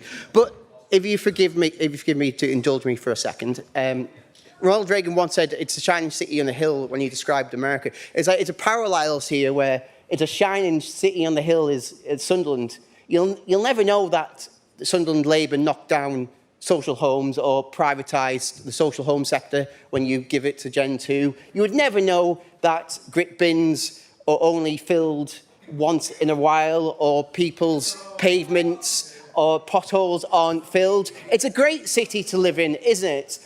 Or there's no homeless people. That was another one. There was no homeless people. Forget the homeless. There is no homeless people. There's no rats. There's no nothing. The city is great. Labour is great. There's no reason why tremendous. But in one simple point of order, fact, Mr Mayor. That no one... Go on. Michael Butler. What rule number 13.1, he's off on a tangent here. He's miles away. I don't think he's very well, Mr Mayor. Mr Mayor, the scope of the motion is quite wide, is it not? Councillor O'Brien, I'd like you to take note. We've got Simon Marshall in my arsenal today, so please stay on topic. He looks very scary, in fairness. I do have to be fair. The Labour group have brought quite a broad motion. It's a broad motion. Just looking through, so in the title it says, make Sunderland an even better place to live. So I'll let you continue. Thank you, Mr Mayor. If you can, I don't know finish your these point. live in the reality of where we live in, where potholes exist, where the glass centre's getting shut down. And these people are just like in some sort of different world, clearly, to the rest of us. Because come the whatever date in May it is, God knows, I might not even stand. Can't be bothered with these anymore. I know. I just can't be arsed. I can't be bothered with this nonsense anymore. Because Labour's great. Nothing will ever change until yous are all gone. And I hope in May the people of the city see sense and elect Paul Edgeworth as leader. Or just someone other than Michael Mordy, for goodness sake.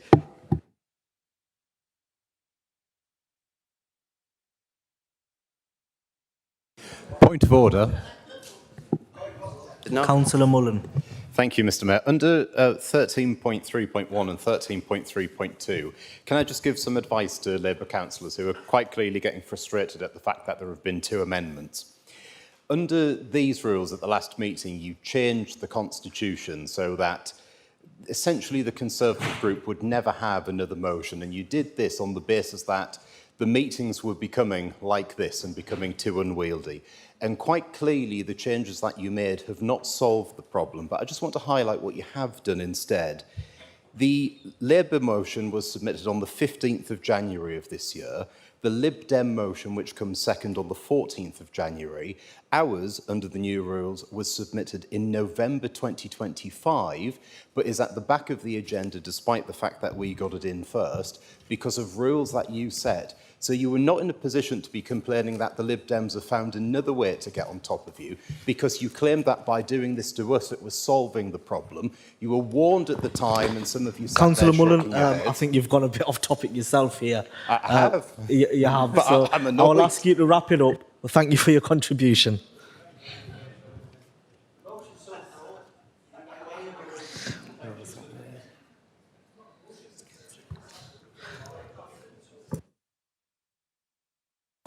Councillor Edgeworth, do you wish to speak? I do wish to speak, thank you. It brings me great joy that Labour is still getting very annoyed at Stephen O'Brien. Long may it continue until he is still here and Labour are not here. Point of order, Mr Mayor. Councillor Phil-Type. Point of personal explanation as a chair of the Labour group. The Labour group aren't annoyed with Stephen O'Brien. I think the residents of the city are annoyed with the Liberal Democrats for wasting their time, their chance to scrutinise us, their chance to have their own notice of motion, as well as the Tories' notice of motion is now not going to be heard, because what they're doing the reverse of what another party in power would do. They're doing the filibuster and not us, and that is absolutely mad, that you're wasting your time to represent your residents and hold us to account, and all you want to do is play games. That is absolute madness. I just can't believe that you'd want to do that yourselves. Thank you very much, Phil. Personal clarification, Mr Mayor. I feel like we're going very off topic here. Councillor Paul Edgeworth. Thank you. On a point of personal clarification, we have always said that we're happy to extend these meetings and continue debate. This is what we get paid to do. It is your party that can't be bothered to do more than 3 hours of work. Right. So, Councillor Paul Edgeworth, are you done with speaking? I haven't started, but thank you very much, Mr Mayor. Could you please I will begin? speak to Thank the you. amendment only. You'll be pleased to hear. I think it's beyond belief, even by the standards of Sunderland Labour, to be trying to take credit for people waiting decades for homes to be replaced that were demolished when they were promised that it would be speedily replaced, whether it's Stephen O'Brien's home in Pennywell that was demolished and has never been rebuilt as a social home, or someone I went to school with who lived around Amberley Street and was promised by the Labour Party that the houses would be replaced by the time they finished Southmoor Comp, and that was in 2004, and they're still waiting. What planet are you on where you're trying to take credit for this? I also think it beggars belief in this paragraph that you're trying to take credit for the Crown Works development, which is clearly stalling due to investors pulling out. The motion and this bullet point in particular are utterly delusional, and I hope people will support the amendment so we can inject some reality into this Walter Mitty motion. Thank you, Mr Mayor. Does anyone else wish to speak on the amendment? Nobody, Mr Mayor. Therefore, Councillor Johnston has the right of reply. Thank you, Mr Mayor. I mean, again, tonight we just say that the opposition, they can't be bothered. They're not bothered about Sunderland. Well, this is where you come and have that conversation, Stephen, not just to stand up and say you can't be bothered. Look, we all know what happened. Mr Mayor, point of personal clarification. Councillor. Yeah, I cannot be bothered with Labour's hypocrisy on this motion. I can't be bothered that Labour cannot be bothered to be real with the people of Sunderland, that they've failed them for about 60 years. Can I just clarify to councillors, when it comes to points of clarification, personal clarification, it should be about things that you've said earlier in this meeting. If you believe someone's misinterpreted something you've said, something specific like a fact or figure, that's what that rule is for. I feel like it's being misused more and more just to have a bit of a back and forth with each other. Councillor Johnston, thank you. Thank you, Mr Mayor. I mean, to get to the exact point he raised with his amendment around Hendon, 13 Group is investing £23.6 million with 96 homes. You seem to forget that Liz Truss and her Chancellor crashed the economy, so developers weren't able to... we lost tolling on the site here with housing because of what the Tories done with the... Councillor O'Brien, I've let you speak. I will still let you speak, so can you please let Councillor Johnson speak? Thank you very much. Mr Mayor, on this side of the chamber, we're willing to roll up our sleeves and work with developers to see these things through. Unfortunately, Councillor O'Brien, when he's done the amendment there, just seemed to forget that we've supported 13 Group with delivering that site with funds from the Brownfield Land Release Fund. Again, with homelessness, we're working with our social housing providers like Gen2 to break down barriers to get people back into independent living as quickly as possible. Again, that's the conversations we're having with our social housing providers in the city to make sure that people are being supported. And I have to remind people, when I set up the Homelessness Members Working Group, which ran for nearly a year, not one Lib Dem councillor came along to that and was bothered to turn up to see how people were being supported and listen to the information. I have to give credit to Councillor Dixon and Councillor Hartnett. They actually came along and input Point of into that personal committee. clarification, Mr Mayor. Alan Curtis, before he had a change of heart, attended the group while he was a Liberal Democrat. Thank you. No one came through after that. Again, under this Labour Council, we became a social housing provider again for council housing, supporting some of our most vulnerable residents in the city. Others with learning difficulties. We built bungalows again. We did that because that was our political will to become a social housing provider again. Again, that just seems to have been forgotten about on that side of the chamber. Back on the map, yes. So, Mr Mayor, I just think we are doing all we can, roll up our sleeves on this side of the chamber. We're working with our social housing providers. We're trying to bring more investment into the city, and we'll keep doing that as long as we possibly can, Mr Mayor. Thank you, Councillor Johnston. We will now move to a vote on this amendment. Thank you, Mr Mayor. So if the vote could be opened and the division bell rung, please.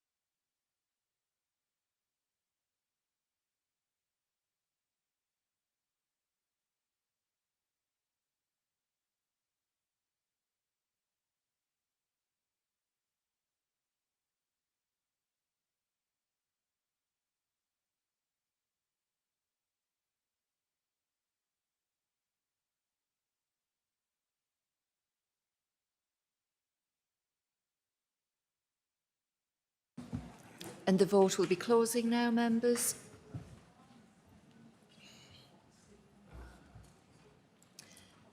There are 18 votes in favour and 37 against, so the amendment is defeated. Thank you very much. We now move on to amendment number 3. Councillor Potts, I believe you wish to move an amendment. Is that correct? That's correct, Mr Mayor.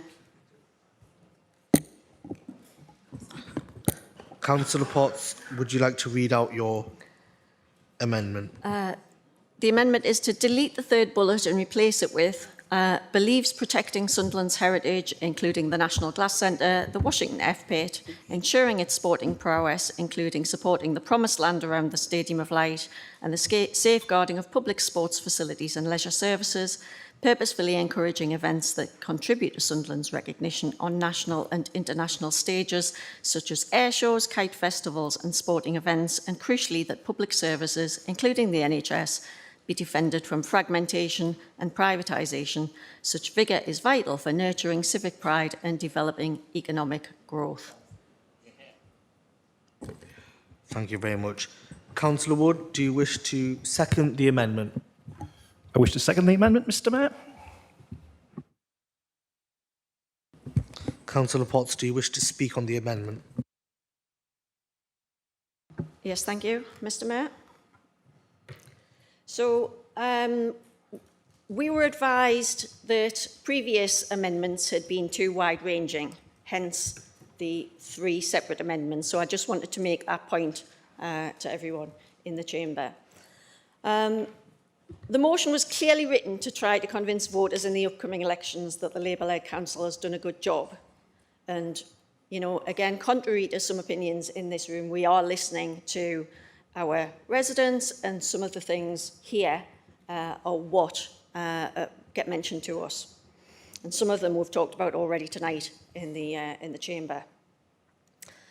The fact that there are only an average of 76 people watching each of the council meetings on YouTube probably means it's not going to make that much difference, this motion.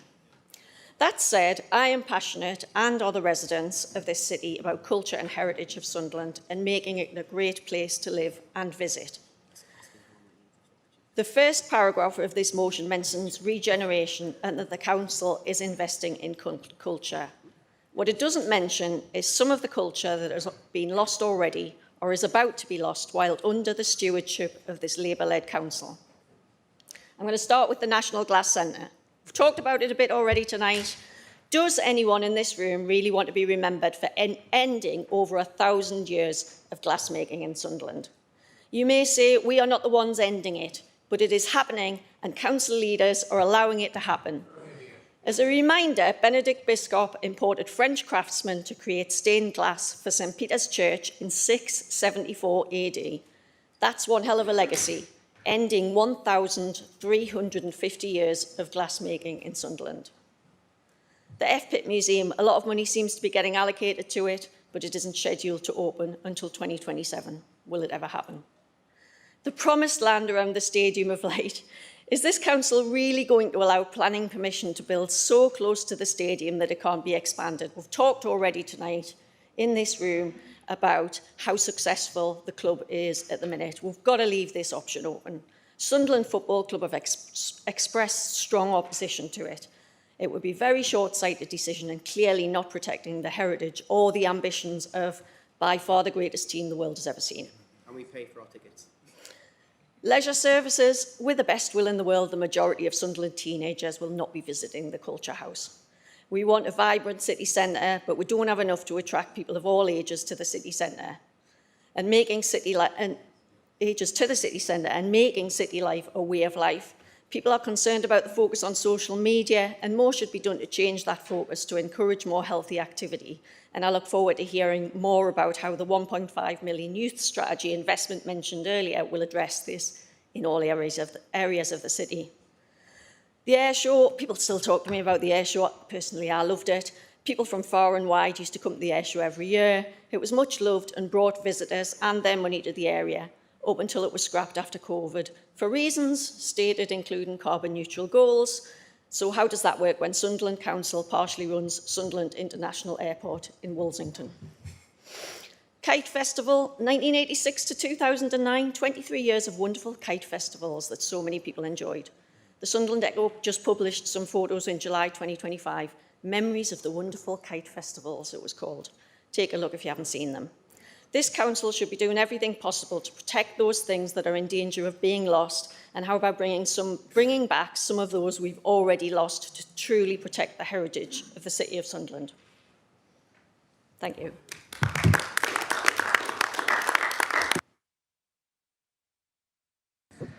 Thank you. Councillor Wood. I don't believe I could better such eloquence, Mr. Mayor. Thank you. Does anyone else wish to speak on the amendment? Nobody, Mr. Mayor, and therefore the right of reply is for Councillor Johnston.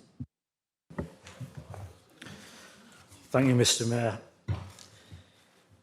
Again, National Gas Centre, I mean, Councillor Beth Jones has worked incredibly on this to bring another option forward to preserve glassmaking in Sunderland.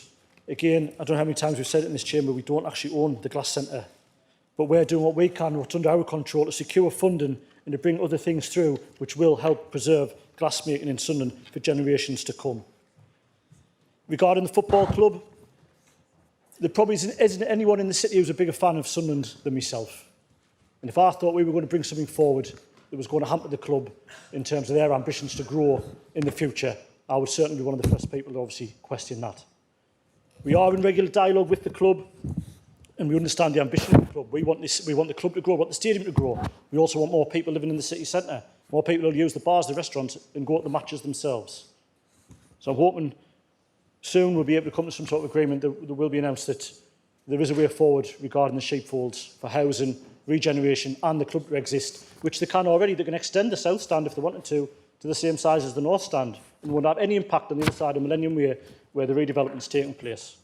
But we understand there's concerns there, and that's why we're working with the club, listening to them, and concerns other people have raised in the city around that, to make sure we get it right. Mr. Mayor,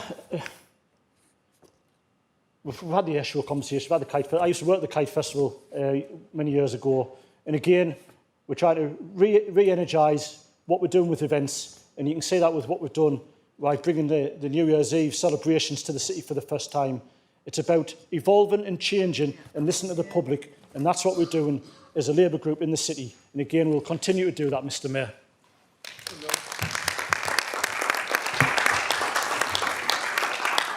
Thank you very much, Councillor Johnston. We will now vote on the amendment. Thank you, Mr Mayor. If the vote could be opened, please.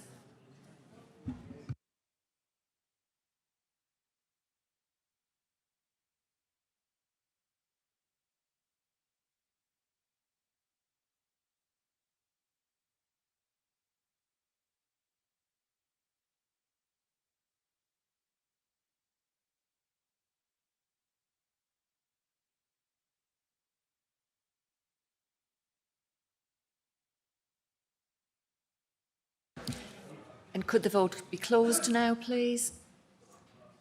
Oh, has Councillor taken this? Oops. There are 18 votes in favour and 34 against, so the amendment is defeated. Thank you very much. It is after 7 o'clock, but I am aware that we're nearly at the end of this motion, so I want to finish that. But because of that, 4 people have gave prior notice to speak, so I will let them speak, but I will not be inviting anyone else to say anything after that, and then we'll just go straight to voting. So, Councillor Checker, would you like to speak? Thank you very much, Mr Mayor. I want to be absolutely clear today about the real progress being made across Sunderland and why it is happening. The progress in community safety, health and well-being is the direct result of strong Labour leadership, clear political choices and unwavering commitment to public services. At a time when councils across the country have been hollowed out and communities are paying the price of 14 years of national failure, this Labour-led council has chosen a different path to protect services, invest in prevention and stand on the side of our residents. Nowhere is that clearer than in community safety. Through the SAIL project, antisocial behaviour is down by 40%. Hundreds of crimes have been tackled and over 600 arrests have been made. 30 young people have stopped violent offending altogether, with a further 20 significantly reducing it. Not through sound bites, but through sustained, Labour-led intervention and support. Our Safer Streets summer initiatives increased visible patrols and faster responses, while Operation Capio has taken firm action against dangerous riding in the city centre. This is Labour being tough on crime and the causes of crime. Hey. In my ward in Southwick, the SARA project shows what happens when you back communities rather than abandon them. Yeah. And after the arson attack on the Pallion Action Group van, this council and its partners were on site within hours, not days, offering reassurance and practical help and solidarity. That's what leadership looks like. Our fantastic new community safety hubs in Concord and Solgrave, Pennywell and Hendon show that the Labour difference is clear. Services working together locally, intervening early and preventing harm before it escalates. This council understands something fundamental. Health is political. People's health is shaped by their housing, income, transport and social connection and access to support, not what happens in our hospitals. Under Labour leadership, Sunderland is strengthening these building blocks of health and tackling inequality head-on.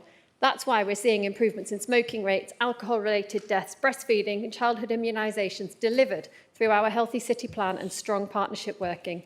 Sunderland is also one of the first areas in the country to pilot the Neighbourhood Health Programme, proof that when Labour leads locally, we don't wait for permission to do the right thing. We're also proud of the new Sunderland Eye Hospital, one of the largest specialist investments in the North East opening this year. Alongside it, the Northern Ophthalmic Research and Innovation Institute will put Sunderland at the forefront of early disease detection and medical innovation. This is Labour investing in our city's future, not talking it down. Sunderland's smoking rate is now at its lowest ever, 9.4%. Nearly 2,000 people have quit in the last year because this Labour Council chose to invest in stop smoking services. Through our calling time alcohol strategies, we've expanded treatment capacity and embedded specialist support across housing, the NHS and criminal justice, because prevention saves lives and money. And we continue to invest in supported living, reducing hospital admissions through our fall strategy, supporting recovery through our Recovery College, and back carers and tech-enabled care for more than 5,500 residents. Links for Life supports 34 voluntary and community organisations because Labour knows the voluntary sector is not a nice-to-have but a vital part of a fair system. This is what Labour leadership delivers: safer streets, better health, stronger communities and a council that does not walk away from its responsibilities. At a time of national uncertainty Sunderland shows that with Labour values, clear priorities and the courage to act, this council and local government is a force for good. Through continued partnership between this Labour Council, the NHS and the voluntary community sector, we're building a fairer future, and we will continue to do so because the people of Sunderland deserve nothing less. Thank you, Mr Mayor. Thank you. Councillor Duncan. Thank you, Mr Mayor.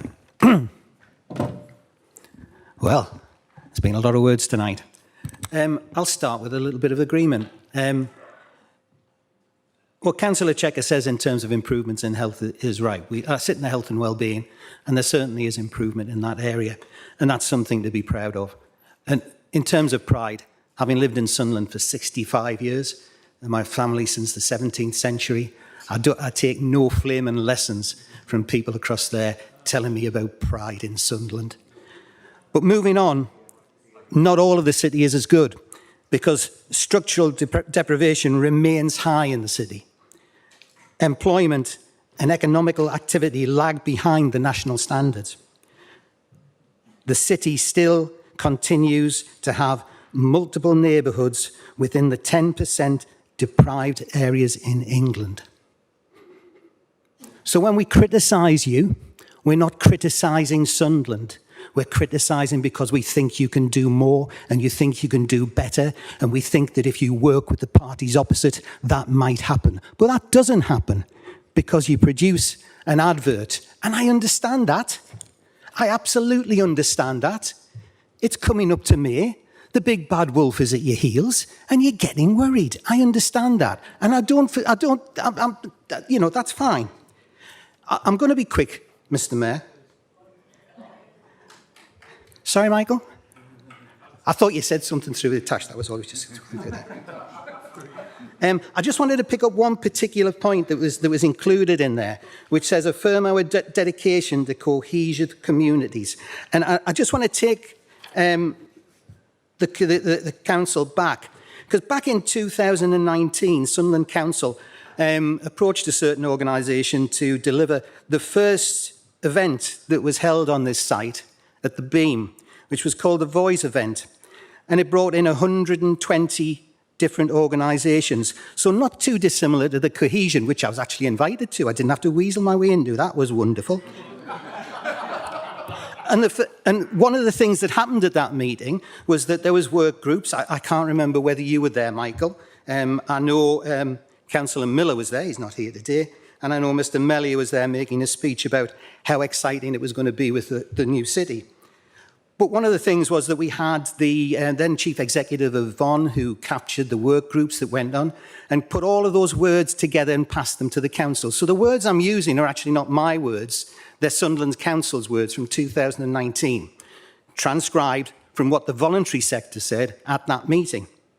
And what they said, and this is only one of them, because we've been here a long time and we want to go home, they wanted to see a more cohesive, inclusive, meaningful and transparent system or structures that cooperate and collaborate to best meet the needs of the individual peoples in Sunderland. Would anybody across there disagree with that statement? No? No? Then why the hell have we had to wait since 2019 for another conference? And how much did we spend on Billong again?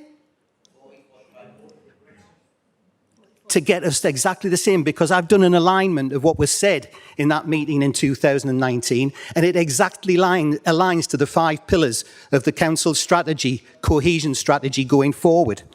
So that's interesting. You want to work with the voluntary sector when you want to work with the voluntary sector, not when you need to work with the voluntary sector. I'll move on.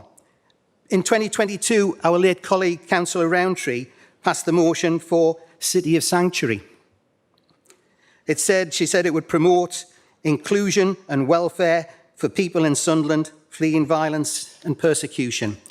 It had elements to that included training, support, information, and that was voted for. That was voted for by this council, probably by you. I wasn't here at that time. You voted for it. But you did absolutely nothing. Absolutely nothing. And I'll tell you why I know, because I spoke in March of last year to the charity that runs City of Sanctuary, who told me that the council had only passed a motion and is not an accredited City of Sanctuary local authority. So all of this battle that's gone on in the city about City of Sanctuary, and the comments that Councillor Reid made about motions meaning absolutely nothing, like this, are 100% true. So I'll just raise one thing to finish, and I do apologise, Mr. Mayor. When did this dedication to cohesion start? Did it start in 2019, when you could have mitigated against some of the issues that happened in 2024, but you didn't? Or when you decided to vote for City of Sanctuary and did nothing with Councillor it? Duncan, you're starting to talk about a completely different motion. I'm talking about and cohesion. how they've implemented it. But I'd say you stick to the It's direct cohesion, points. Mr. Mayor. They haven't used the word cohesion anywhere here, so if you could stick So I'm just finishing, Mr. Mayor, if I may. Just if I may. So when did this dedication start? 2019, 2022 or 2024 when the fires started? Mr. Mayor, may I make a point of clarification, please? Thank you, Kelly. Sorry, yes, of course, Kelly, go on. The councillor opposite claims that there was no action, no training taken following the passing of the motion to become a city of sanctuary. At that time, I was closely involved in organising training for all councillors across the chamber on exactly this subject from the Action Foundation. I spent hours and days contacting opposition members, leaders of opposition groups to try and get them to come along to this training to support that they agreed in this chamber as part of the acceptance of that motion and their willingness to become a city of sanctuary, and nobody turned up.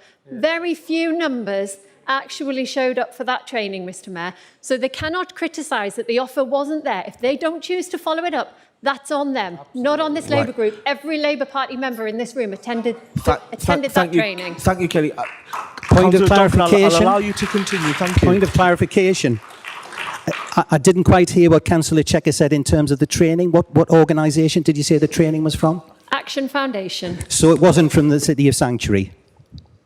It was from the Action Foundation. It was an action directed from the City of Sanctuary motion. It was one of the agreed actions Would we all councillors agreed please on. address me, because you're having a back and forth conversation. Obviously, a lot of councillors want to finish up the meeting as well. Thank you. Point of order, Mr. Mayor. Leader. Under section 14.1 part G, can I move that the question be now put? I don't think Councillor Duncan's finished speaking, and you can't move a point of order until someone finishes speaking. Councillor Duncan hasn't finished speaking, but it's gone over the 5 minutes. So, Propose an extension. Mr. Mayor. So what I will do, Mr. Mayor, can I just for the propose an extension to Councillor Duncan's speech? Seconded. I'm going to say no to that because I want to let Councillor Mullen come in for political balance, and then I will call the vote.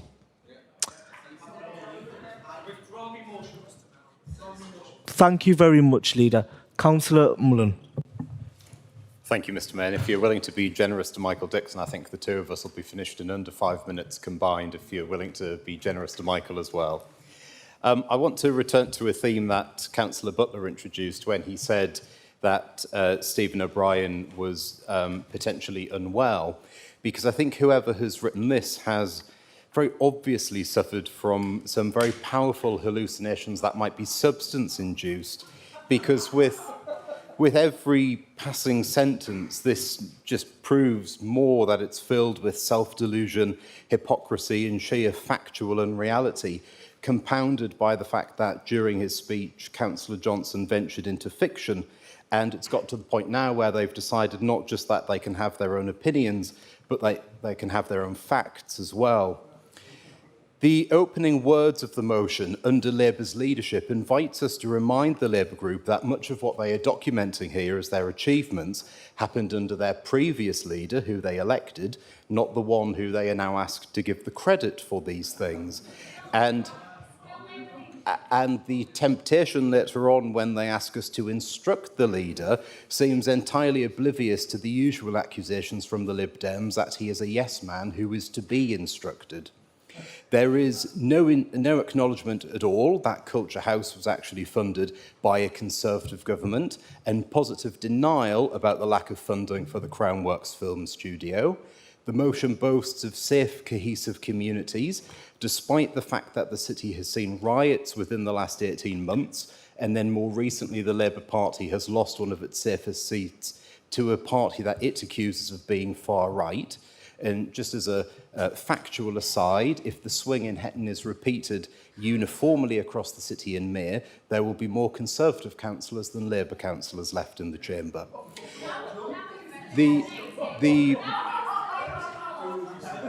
Councillors?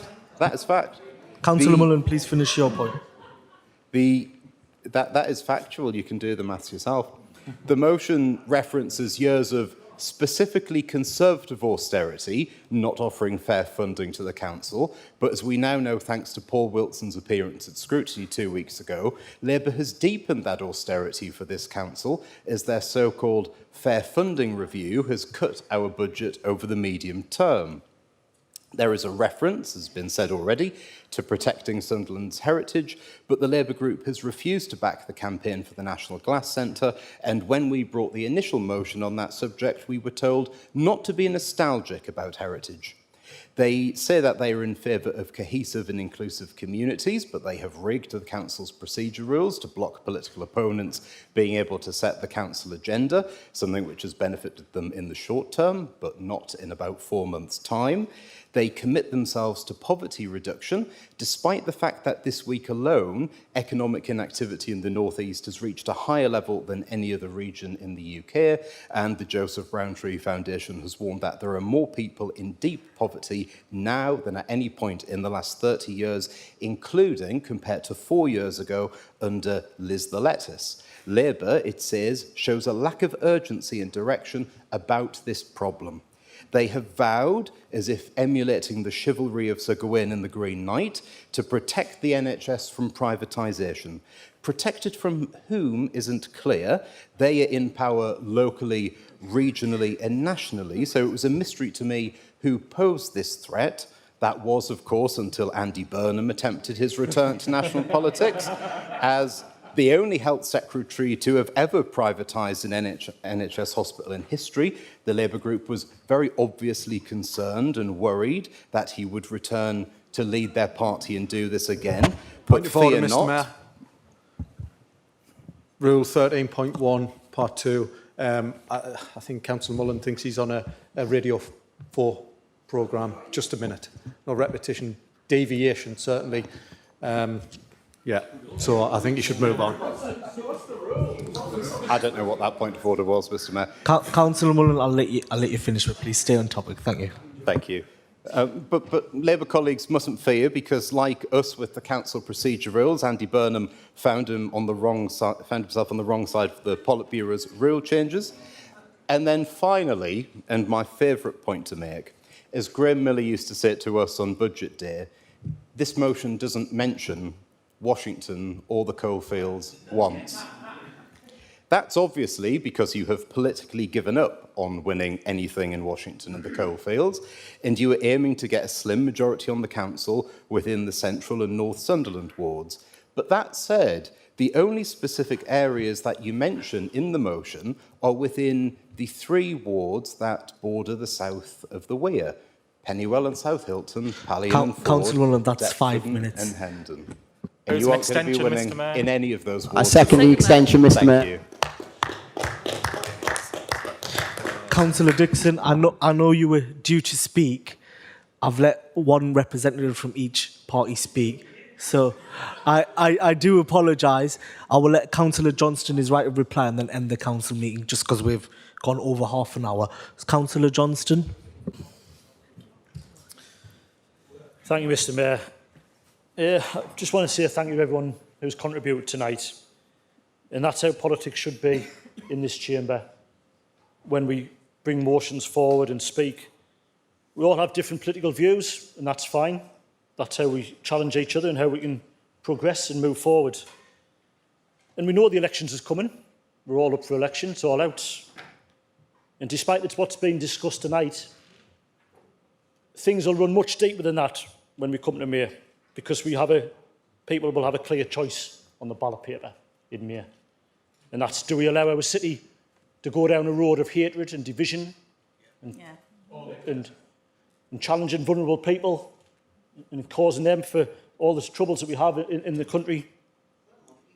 Or do we continue to participate with what we've tried to show tonight? And that's politics of prosperity, hope, togetherness, working with people and progressing as a city. Because we want to champion all of Sunderland, its businesses and all its people who live, work and study here. And we can see what's been achieved when we have the ambition and the political will to do that within this Labour group. Despite the endless Conservative Prime Ministers and Chancellors and national politics, what's going on, that's what we've done on this side of the chamber over all those years. We've rolled our sleeves up and we've tried to deliver for the best we can for the people of Sunderland. That's what this Labour group will be campaigning for, and that's what this Labour group will be standing up for and fighting for the benefit of everyone in Sunderland come May. Thank you, Mr Mayor. Point of order, Mr Mayor. Councillor Dixon. Yeah, I'd like to ask Councillor Johnson who he's referring to when he's talking about divisions. Are you talking about the Conservative group? Because, as far as I'm concerned, there was the Mayor, there was Councillor Scanlon, and there was me at the Holocaust Memorial Day at the Minster. Sorry, I didn't see him. Now, if we're going to be accused of that sort of nonsense from Councillor Johnson, I'd like that withdrawn, quite frankly. Councillor Dixon, I think we all know who we're talking about here, and it's not yourselves, okay? Okay, councillors, stop. I don't want this to become a massive debate amongst yourselves. Councillors, we'll now put this to a vote. Could the vote be opened, please?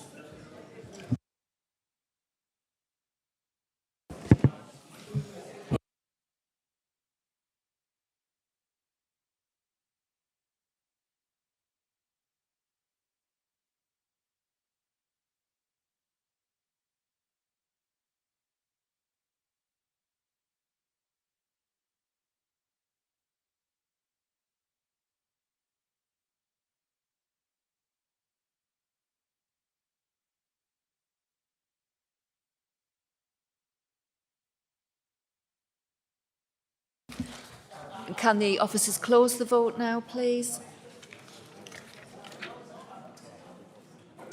There are 36 votes in favour, 17 against, and so the motion is carried. Mr Mayor, I've got a point of order. 8.1, to extend the meeting, please. I'll second that. Is it seconded? I'll second that, Mr Mayor. Point of clarity. Mr Mayor, I'm really disappointed time on time members of both the Lib Dems and the Conservatives repeatedly ask for extensions of the meeting and then they take to social media as if it's an injustice. I'm talking about yous. Yeah.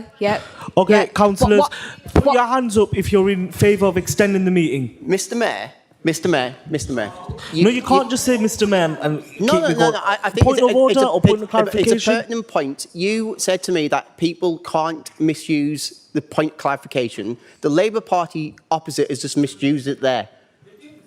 Councillor Stephen O'Brien, hence why I didn't address what she said. I'm not going to address what you said. I'm just going to put it to a vote. Put your hands up if you want the meeting extended. Put your hands up if you do not want the meeting extended. Thank you very much.